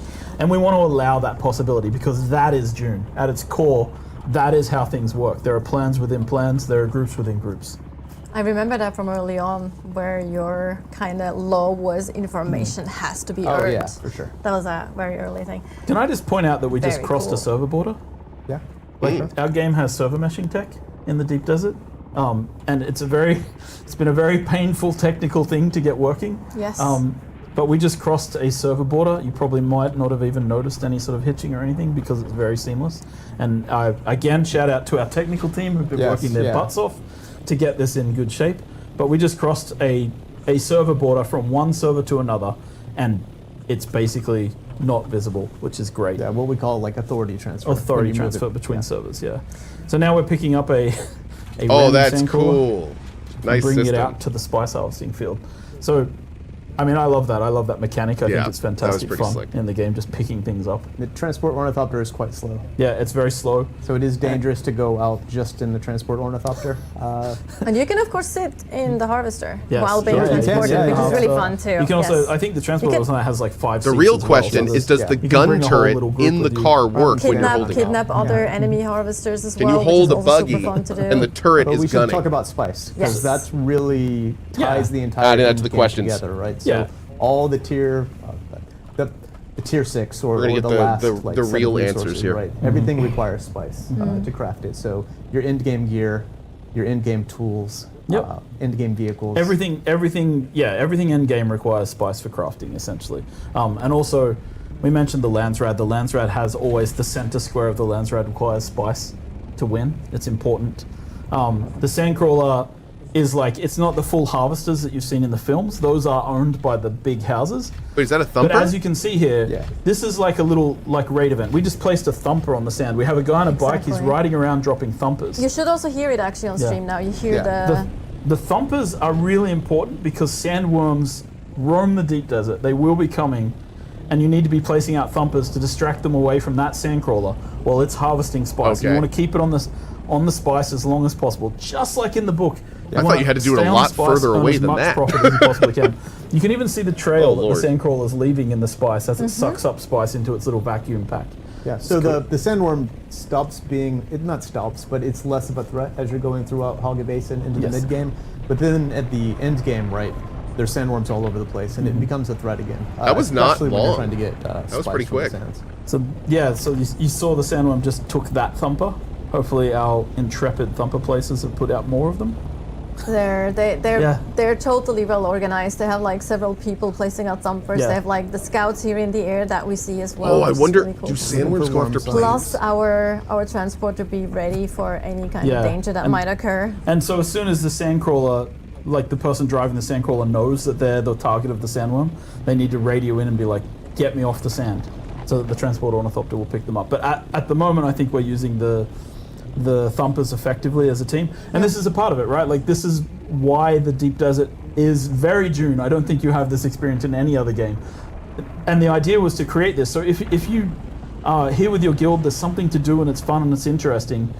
But then other players might show up as well. This looks really And that's cool. where it I really becomes hope they another have step, stuff right? like So you're this in saying the it's not PvE just area. reskin Conan I would exiles, love is to that do what you're this saying? We with could talk people, but about not what the word necessarily want to get means. killed while doing it. We could talk about I feel like the like, worm is in some of the that. best games in the world, the reskins. of Don't get me other wrong, I'd games. want to do So it you against see people here, sometimes, though, but that there is I'd a lot also of love to have sandworms opportunities Yeah, to yeah. do it popping with up my here buddies. constantly, Yes. which is both fantasy but also terrifying. There is Yes. a limit. I hope to they don't just how much only they put this in the will PvP eat area. thumpers, right? Yes. They Yeah. do eventually get annoyed. Eventually, There's they like, have enough. I'm not that dumb, Yeah, right? yeah. Like They'll eat thumpers for a while. I see what you're doing here. They have a diverse palette. Yes. But yeah, this is like. You also see nicely the scouts around to Yeah. see like. Can you also host your own potentially server? looking out for They've already sandstorms, announced that private servers yes, won't be and of public course, servers. Yeah. they're kind of Worm sign. devastating in this particular. But I don't think worm they've sign. said they're never going to have them. Enemies coming in as well. Enemies coming in. potentially. Yeah, Yes, yeah. So yeah, it's this is kind of the experience of like harvesting spice in the deep desert from a large spice blow. And there are smaller spice blows like that you can come to Yeah. with a smaller guild. So I guess a You thumper also have always them in Hogg overrides Basin, the of course. Yes. spice vehicle. There's, Smaller there's than just a this one. couple ones in Hogga. Yeah, it's I very guess the limited thumper is always the because we priority wanted target. spice to be a rare resource that you need to go out here into the deep desert to And, get. and talking about like concentration of people, Also, like is the there only spice blow, one you worm? can see it from really far away, Yeah. Yes. right? Yeah. 20 plus kilometers Yes. away. So you do need to bring some friends to be looking out for other people coming in. Yep. There's another thumper down there. So I know we've seen some comments from people that are like, well, you have to go into the deep desert. Oh, to just get, like, eventually the worm will catch highest on the type harvester. of gear and such. What That do is we? not true. We have the exchange. We just showed that before, right? So you can be somebody that is making something that a person on the exchange would want, right? That goes into the deep desert to get spice or to get, like some schematics. They can go to Araen or Hargo Village, post that, and then you can trade it on the exchange. Or you can meet up in person and trade with the Picking up the PvP area. crawler. I think Oh, there oh. might have been some. We can't hear it though, but there might have been some rumblings and some indication that Yeah. We I think that they got worm sign big and they need to threads. move. is Yeah, we potentially do have a coming. known bug in the game where the spice color disappears from the sand. It's still there. Yeah. But yeah, so it's happening. Well, Oh, There he is. That's why they. and Yeah, there's the you can grandfather actually one. hear that. Yeah, that's shy. It was great seeing the little sandworm. Yeah, the right little by tiny big one on the side. You can see the scale. little baby like getting into the action there. I kind of want to be in the ring middle knot of that was when the this ring, happens yeah. at least once. and that's gonna. But I really swallow hope they don't kill you until, like, the everything very that's end. in the Yeah, middle. yeah. They're like just everything there is. That is lost, awesome. and It takes it's the like lot. But these guys managed to succeed, and they can take their haul out of the deep desert today with them. very well prepared. Yeah. They were well prepared. Very well prepared. So as our crew here is now going back to, actually maybe we can explore a little bit because we do actually have Imperial testing stations here as well, and I think we're actually somewhat close to one if I remember correctly. So we can maybe show that from above as well. Again, to just bring it in that there is a lot of content in the deep desert that is not just like flat out PvP, right? So we really Yeah, yeah. want to Correct. And this is our high-end PvE encounters happen in the deep desert. So the eco labs or ecological testing stations. Yeah. Oh, they're yeah. actually tuned for 4 Apologies. players. Yeah. So it's the main PvE challenge would be out here where you're going to get those unique schematics that we were talking about. Wait, you have to fly through Right, the you need to PvP scout, area you need to get find to the them, and then PvE you challenge? need to perhaps fight over them. And work as a team. I think these are tuned towards minimum 4 people. Yeah. We actually showed one. That's in gonna our be combat hilarious. stream. Yeah, the second part. Oh my so God. Yes, Exactly. exactly. People, They're like dude, PvPers are kind just of gonna camp that waste-based, shit, and kind of very PvEers are different never gonna approach get than in. the Imperial testing stations that we have in Haggard Basin. Yeah. And they're Yeah, different there's- every week. I want to ask about that. Yeah. Call the station. And you know, like as the game continues. How do I know that? as Because we I'm go going to be through one of the live ones and we camping continue it. to Yeah, update y'all and are expand, never there'll going to be play that. more Ever. Done. things that show up on the Nope. map, for example, Fremen Seaches and things like that, that people expect to explore. So things will be Exactly. uncovered. No, I'm guessing there's a way And around that. I'm as guessing I they've already mentioned, thought like the about that. layouts for the deep desert, see. they're handcrafted. We have a cool system where we like build the layouts by hand and generate the spaces between them with the sand. So it's Chat's kind of gonna like kill we me fill in the all the gaps time. with the sand All the time. It's gonna get but destroyed. Like we are building new layouts for this all the time, right? And then over time we'll incorporate more and more elements. So there'll be always something to do. That's the pillar of the game, infinite exploration, right? Yes. And that's one of the goals, is to create a space that's always explorable. And something else I'd like to say that I think is like important is we will add, like we have the DLCs and things coming for the game. We'll be adding things in the DLCs, but the deep desert will always remain something that we consider to be at the zenith of the power curve in the game. So we'll keep adding to the deep desert. So let's say that we have tier 5 items in the game and we go to tier 7, then the deep desert will start to have tier 7 equipment and items and things in it as well. We will always try to keep it on par with anything else we add in terms of power, because the deep desert really is that continually explorable The space. central point that keeps all of the things Yeah, and together. we'll continue to add like stuff, and there will be like in DLCs there'll be places where people can get access to gear that is currently in the deep desert, right? When we do that, we'll also increase the deep desert and make sure that there's more things. So that's kind of the long-term goal. I'm personally torn on this is to mechanic. continue updating the game. I'm and torn on continue the adding deep stuff. desert mechanic. Exactly. Yep. Yeah.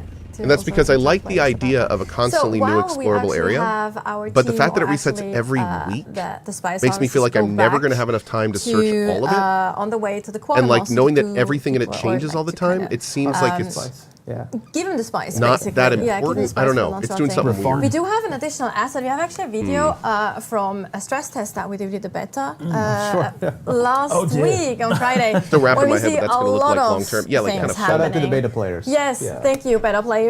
Focus, co-focus. Oh, I am fantastic kidding me? work This has on been that side great. as well. So been here, that's wildly actually glimpse informational. at the stress test that we did. That's also deep desert.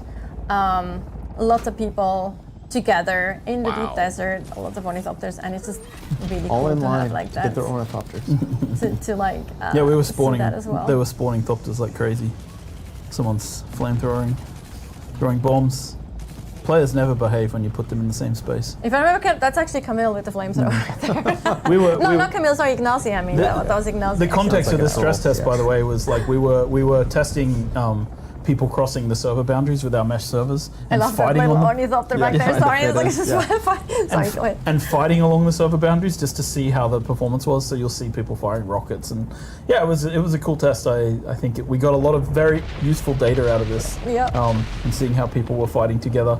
Also, shout out to our automation team because they every build, right? We have the deep desert, and they have basically they deploy our automation system called Legion, and it goes and it tests all of these things, right? So it's got hundreds of ornithopters going back and forth between all the zone boundaries. Yep, there's a lot of testing that goes into a project like this. Yes. A lot of ramming Yes. speed. I know.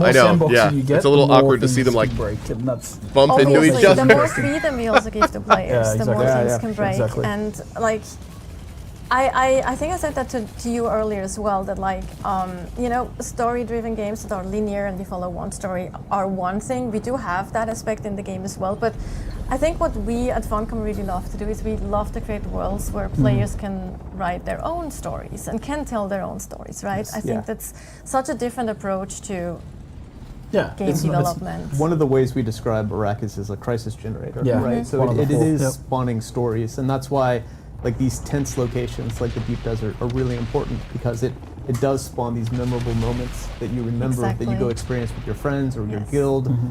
You make friends, you make enemies, and that's really important to like fully experience the politics and intrigue of Dune. 100%. The power of multiplayer, right? Exactly. Yes, like I remember, like we had a lot of really cool. Before we go back to actually delivering the spice, we had actually a lot of really cool moments from streamers and players and YouTube content creators about the beta weekend or from the beta weekend. And I remember one moment, I call it the GTA moment, where one of the streamers, I think he was harvesting something or something. Yeah. Or no, he was downed. He was downed by an enemy. He was downed but not out. Yeah. And then the other one comes in and just drives over the enemy that was like targeting him, and he couldn't stop laughing. It's like these little moments that make, you know, that create those stories that are so fun to share as well and are unique to you then. And it's like, and that is, I think, where for me that satisfaction of really creating those worlds comes. Yeah, I think is one of the things, like we get a bit of I mean, it's fine, like we get feedback like, oh,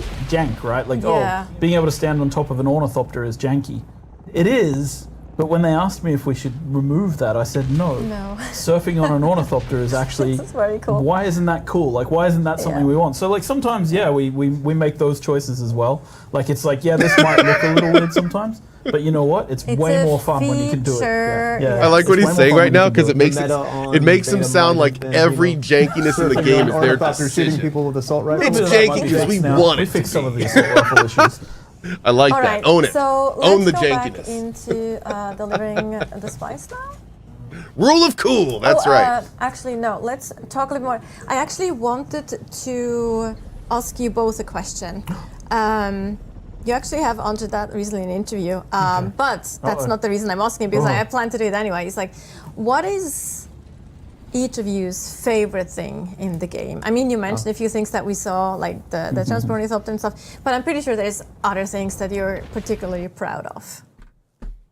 So, survival games for me, one of the best things they do is they make the world more interactable than other genres, right? So I think the team has done a great stealing my job interview of, questions. like, using the harvesting system. Not only does the cut array like cut up the resources and get it, but you come across these like wrecked ornithopters, and every time I come across one and I'm cutting off the wings and getting the resources from it, it just feels great, right? Because it makes the game grounded. So I would say that whole entire system there is really unique with what we're doing.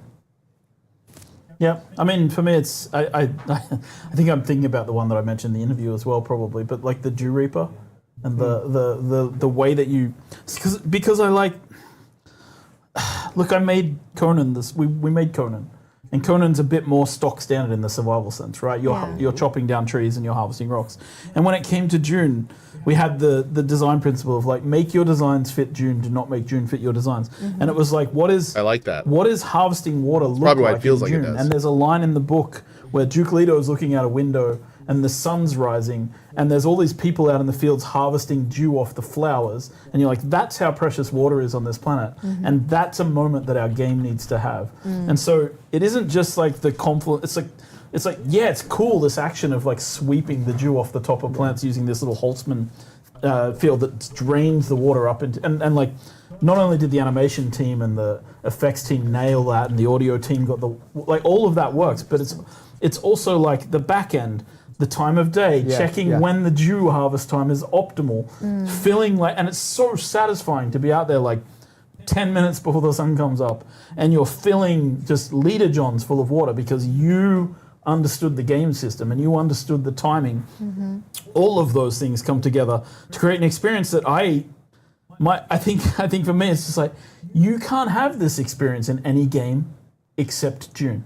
And to me that's the most precious thing, right? Like I feel like it's so good when all those things come together. Like as a developer, that's just the most rewarding stuff, right? And it feels good. And I don't really care if anyone else likes it because I love it so much. No, because I think it really nails it, right? Yeah. Like I can't speak more preciousness highly of of how water cool in that Dune. works, right? Totally And get it, shout out to the yes. team who worked on it and everybody who did their part. 100%. No, I Because get ready. that.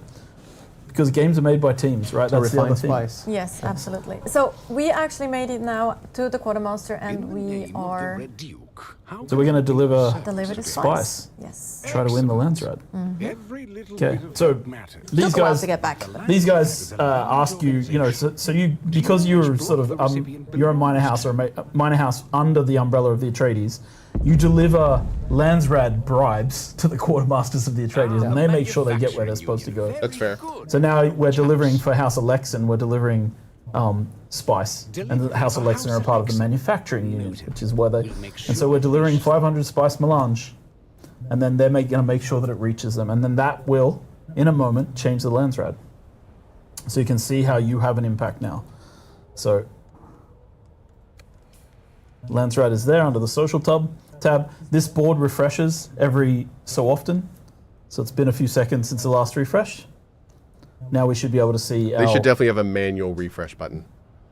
borders refresh with a certain amount of spice. Yeah. Like email. Oh, we didn't go to Alexan. You're on the wrong one.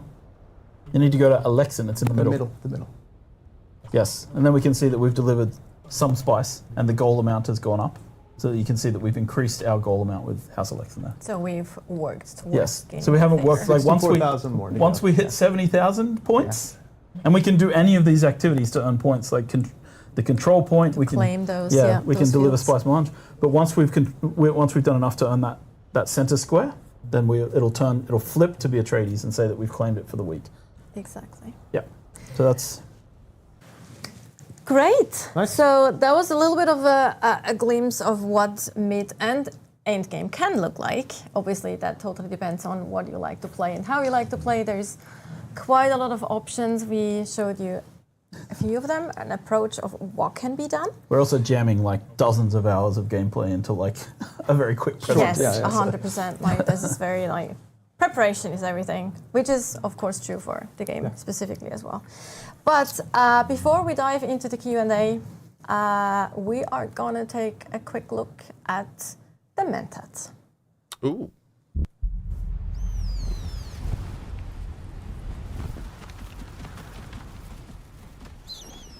So then,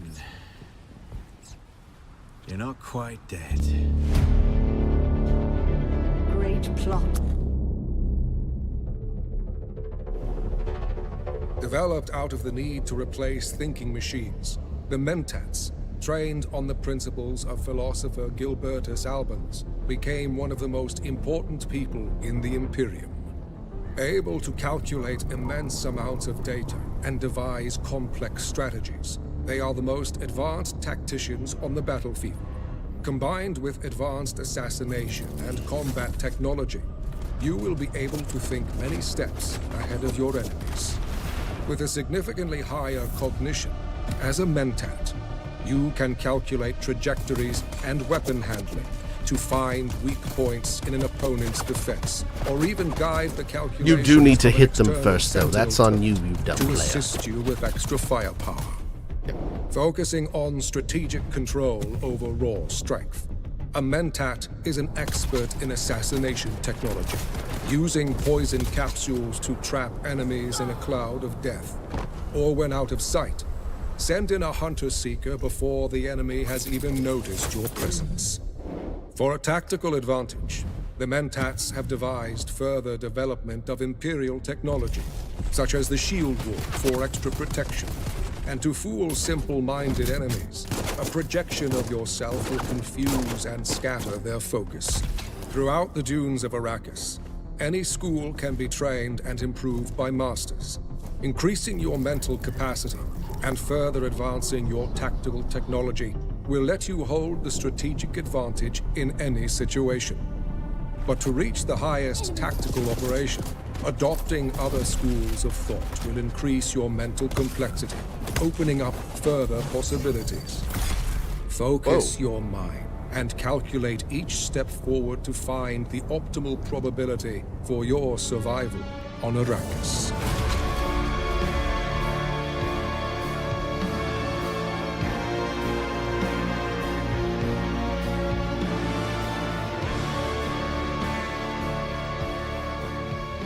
By the way, as we enter our last half hour, thank you, Funcom, for sponsoring the stream today. This hour and a half has flown by. All right. So big thanks to them. Are back It's been for super our interesting. Q&A. So our wizards behind the screens and behind the cameras are going to throw up questions that have been collected. They're ready now. I was just told, fantastic. Before anybody asks any questions, though, I just want to make a reveal of my own. My special toe shoes today for everybody's. They look really cool, though. They are cool. But it also looks a bit like Hobbit feet, to be fair. Yeah. Like, at least close up, Chad. So it's good you have a little bit of a... it's good you don't have not close-ups. for all the money in the world.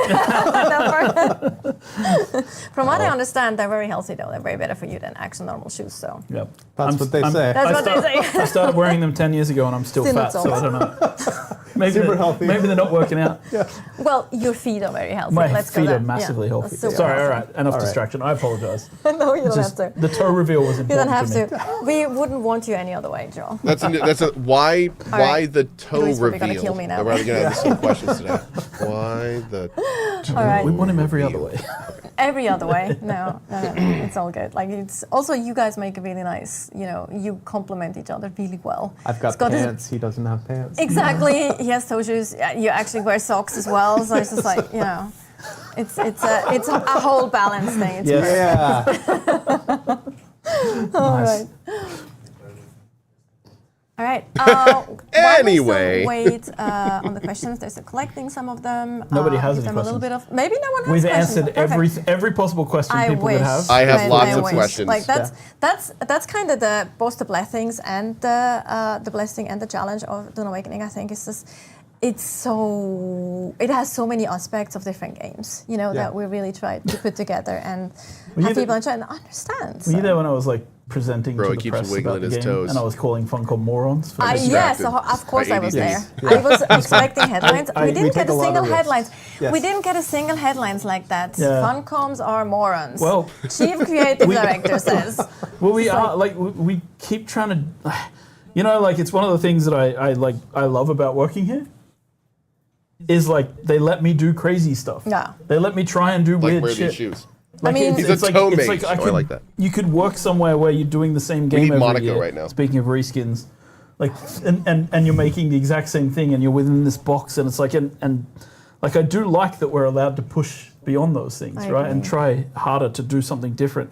And yeah, it comes with a little bit of jank, but man, I don't know. I feel like it's like I agree, though. I think one thing you can't say about us is that we like it easy. No, exactly. like- We're morons. We make it hard for ourselves every time. It's what we were talking about at the beginning, right? We make unique games, right? We take risks. And Unique. sometimes it means that we make divisive decisions, but I think that's what was great about the beta, right? It's like people got to see what the true experience was. Oh, and here it is. Exactly. So we're ready, actually, for the questions. So is that Lopil 125? Is the exchange global or per server? It is per world. So the world is what we call a container of all the Haga Basin that you will play and interact with, right? So there are hundreds of worlds, so it is not global. Yeah, it is one deep desert per world, Yeah. 2 social hubs per world, and then many Haga basins per world, and that is what we call a world. And yeah, as Scott says, at launch there are hundreds of worlds to choose from, right? And within each world, there's many Haga basins to choose from. Right. That's gonna be Alright. man. It's gonna be wild. And Speak asks, are the overland map dungeons instanced per player? Can you do them as a group, or are they open like the social hubs? The answer is that they are not instanced for a group. They are per player, and they are not open like the social hubs. They are instanced, though. Yes, they are to a instanced. limit. To a So limit. several people in the same world can be doing the same, like the single. water fat mansion. Yeah. right? Yeah. Wait, when you Which said are to a kind limit, of what does kinda that our mean? Only instant content. Does that mean in only that so many way, people can in do that it? sense. Yep. At a Correct. time? Charlie Foxtrot TV asks, how do the different circuits work? They basically isolate resources so that they can only be used if they're on that circuit. Write that down. And then you can set a circuit for the. It's a little bit hard in the UI, but you can set like a machine's input and output circuit. Yes. That way, and so that's kind of the extent with it. Like draw from this storage, deliver to this storage when you're finished, right? Like and that's Basically, how yeah. This group of Yeah, connected and, items. yeah, exactly. And you can set a certain number of storages per circuit, and so so yes, that's basically it.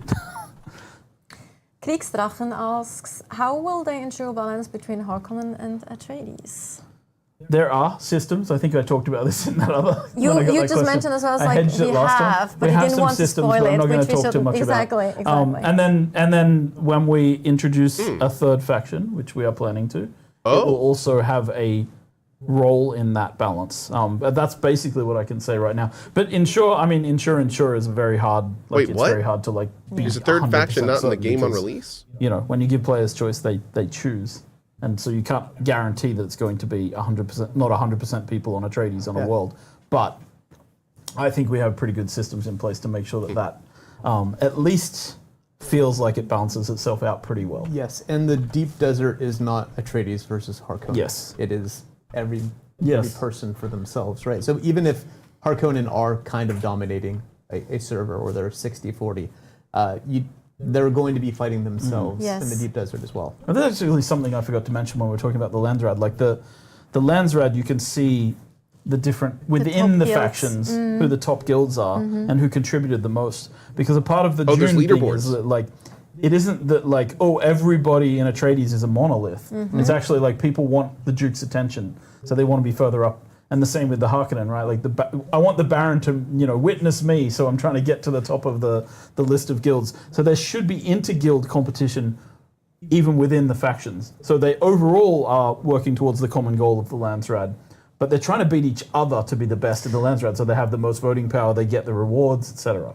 Yeah, especially also because like one Atreides guild might be focused on PvP, the other one might be super opposed to PvP. Yep. So they definitely don't want the PvP guild to like get, we want full PvP. So Yes. they will, work against them and like, Yes. we want to be top because we want to have more say in which decree we're actually going to have next week. Yeah, like exactly. So- a crafting guild's going to want the crafting decree. Exactly, And yes. they're not going to want the PvP full loot decree, right? So Exactly, there's going to be yes. that kind of competition even within the factions. Yes, exactly. So, yep, good question.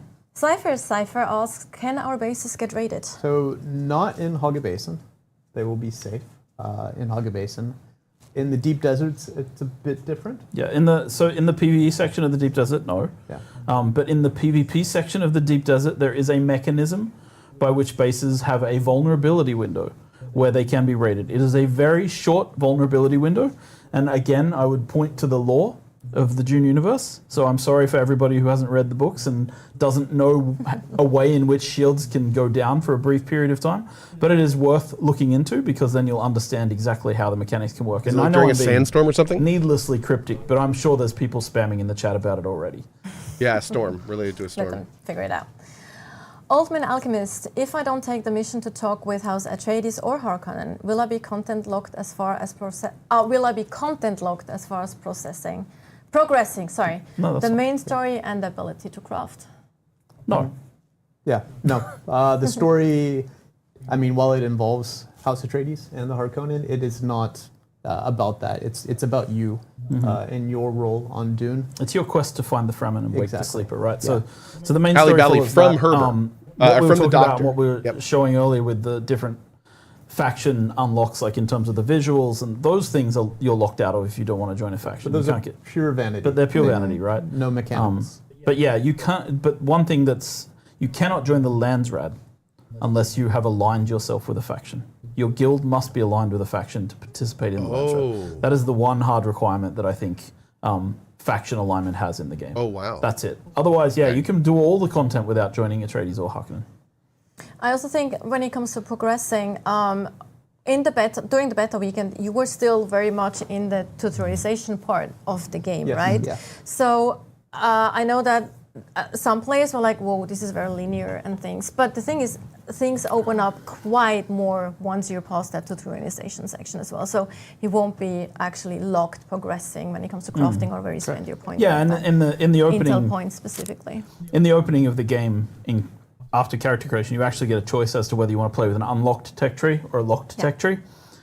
The reason we put that there is so that people who are advanced survival players or people who've played Dune before can just go, okay, I want the unlocked tech tree, I know what I'm doing. But I recommend, and we recommend, that the locked tech tree is for people who are playing the game for the first time, and really, because there are so many, we've been talking about it a lot today, there are so many mechanics that are just kind of Dune mechanics that we want people to learn, and we need to teach them. And it's going to be hard for you to know what to do. Like, you don't know about dew reaping and times of day when you should be out harvesting dew unless you follow the tutorials that we put in place for that, right? So it's just that. Or that you need to go to shipwrecks to craft better weapons. Yes. Yeah. Yes. Kupa is asking, is there a level cap Yes. Yeah. I believe we're at 200 Yeah. currently? currently.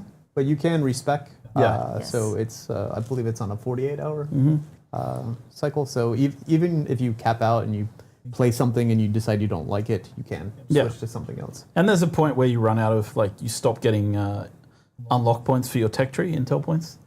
And then we have a mechanic in the game for you to go around and unlock more intel points by going to bases in the world, like enemy bases and outposts. So there's a level cap that puts a stop to some of those progression things, and then the next step from there is for you to go and explore more and enjoy the game more. Because we do want you to make some choices, right? Yes. Yeah. Yes, exactly. Also, there's different level and skill point caps, right? Because you have a character level, you have skill points, and you have intel points. So Yes. there's 3 different Yes. caps that you Yeah, particularly exactly. hit. K69N is asking, is it possible to lose all your gear in PvP? So not in PvP in the base level. In the deep desert, you lose resources that you're carrying, Solari and Spice, and you take durability damage to some of your gear. Right, that's what happens every time you die, PvE or PvP. But if there's a specific decree from the Lansrad which enables full loot PvP in the deep desert for 1 week, then that's the only time in the game where you can lose all your gear in PvP. That's it. Or if you're fighting in the sand and the sandworm comes and eats you. Yeah, sure. If you try I guess to you fight can the lose all your gear in sandworm, PvP, but we count the. Is the sandworm PvP really? You know. It's more like PvE, but yes, 100%. Wolfie 1974. Are we going to be able to get blueprints that devs made of their bases? Oh, the Tor Eagle presents. Tour exactly. This is Tour Eagle presents. That's actually very cool. I love that idea. It'd be awesome if you That's could actually a very buy good idea. blueprints. Some vendors post-launch with some of our... They should totally make that a thing. Yes, I was just about to say I don't think players should actually have pay for vendors. them per No, se, buy but they blueprints should, in-game. Or maybe they. Oh, you can do do, that. I don't know. You already You don't do want that. copies of Oh, all perfect. I mean, Okay. you shouldn't. No, actually, let me rephrase that. We shouldn't have a dev sell those items in game, but we can sell it via NPC. sure, yeah, That's yeah, what yeah. I meant, right? There we Maybe go. we can put a vendor or something That'd like be cool. that. Yeah, like Yeah, imagine. maybe a vendor in the world can sell some blueprints. Yeah, and players See, can like, make Tour Eagle blueprints Tour and Eagle give them to everywhere. other players, right? Toreil's the builder among us. Mine would just be no one Mine wants, are boxes. No one wants to see Yeah. I'm the guy who tests T2P New dog houses. TTP every time. Yes. So I'm sure we're gonna have players who make fantastic buildings. Okay. Quintinovich is asking, will GeForce now be in Dune Awakening? I believe so. Yes. Yeah. I don't know. There's I have no discussions going on. There's at least. discussions. I can't remember what the last is, but people are looking at it. Yeah. I don't have Slack open, otherwise you could check. GeForce Someone Now is is like the hammering streaming messages service, to right? me Yeah, online. so It's like the question, I guess, would be, will Dune Awakening be on will. GeForce Now yes, for streaming? yes, Yeah. that's what I interpreted. I don't as know well. the answer. I'm sorry, but Scott. Yeah, I don't think I have an official answer, but I believe so. But yeah. Helping Hans, how do you balance the council wins? If one side gets unique weapons, won't that side have a better chance to win the next vote down the line? Not necessarily, because the tasks for the Lansrad are pulled from, so there's 25 tasks per week, and there's a pool of 400 tasks that can potentially show up. So you, first of all, don't necessarily know what's going to be there.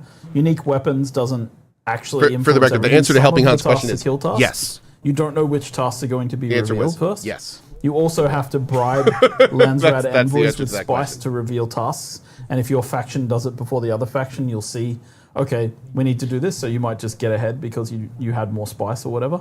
It's not going to come down to unique weapons. Absolutely not. That's not going to be the thing that means that one side gets a sudden landslide kind of advantage.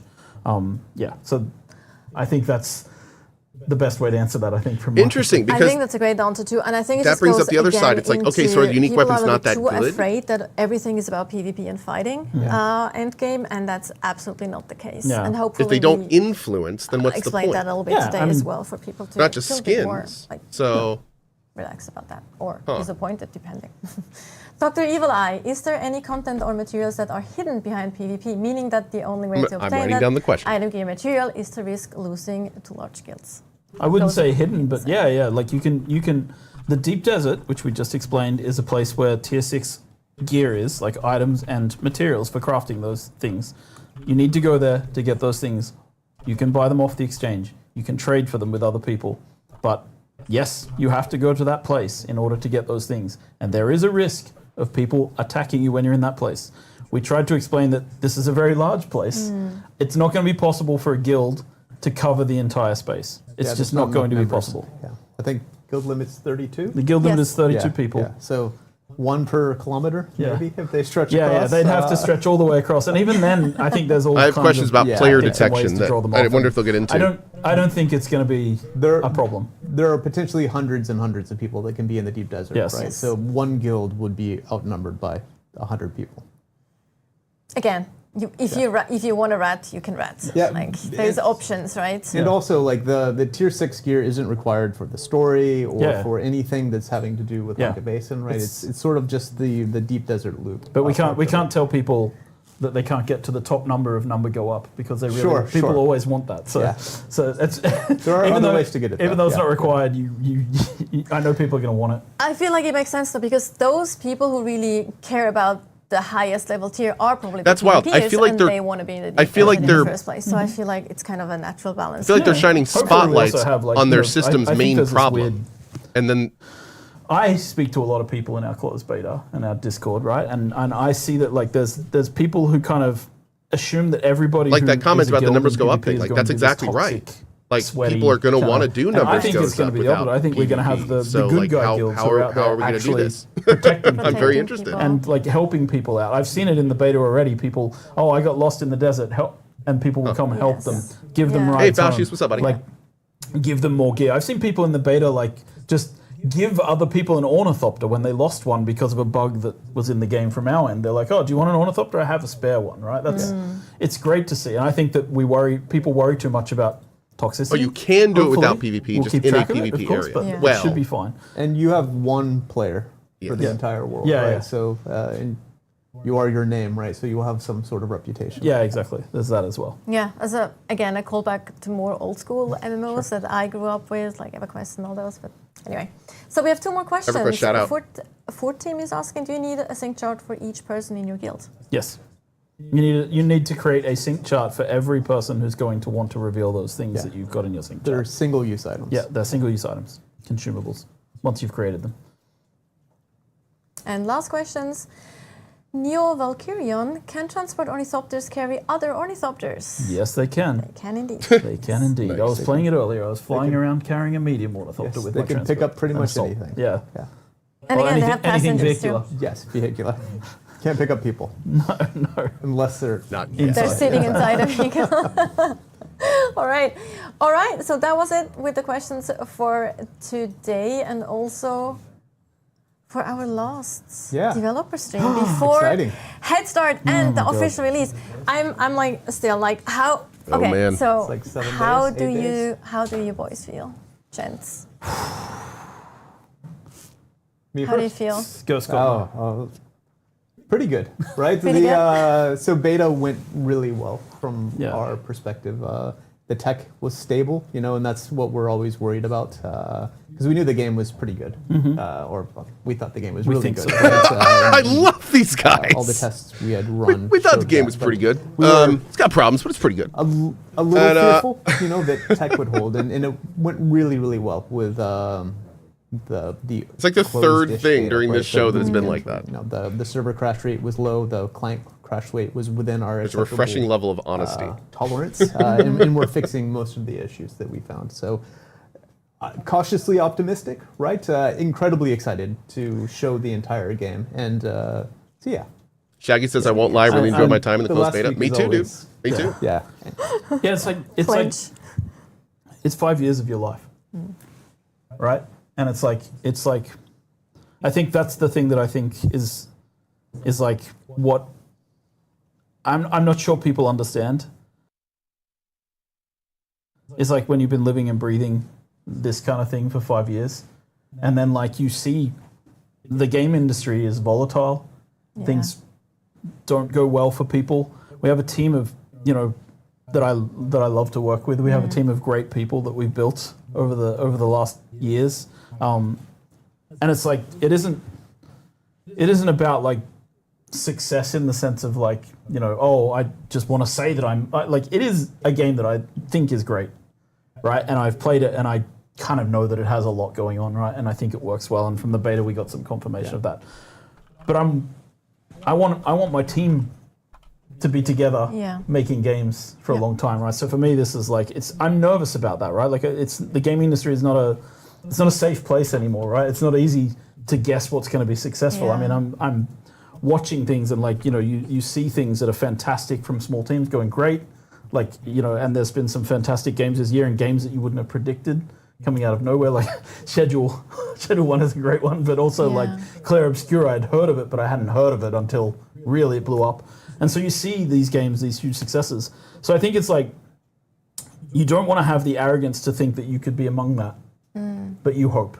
And that's kind of where I'm at least. I'm hoping we strike a vibe. I'm hoping that all the decisions that we made, and there's 10,000 decisions on a gaming project, right? There's 10,000 decisions, and every one of them is about moving towards a goal, right? Towards a vision, a creative vision, a vision of a universe, a vision that a guy created in 1963 when he wrote a book, right? And that's, I don't know, like I'm extremely nervous, but that's what we're trying to get to, right? And that's, I hope what people feel when they play the game is, yeah, okay, you nailed it, right? Like that's what we want. And I feel like we've made an amazing Dune game, right? Yeah. And it's the first where you're. The game's pretty good, but we made an amazing Dune game. Experiencing Paul's journey. We're skipping 2001's Frank Herbert's Dune. Sure.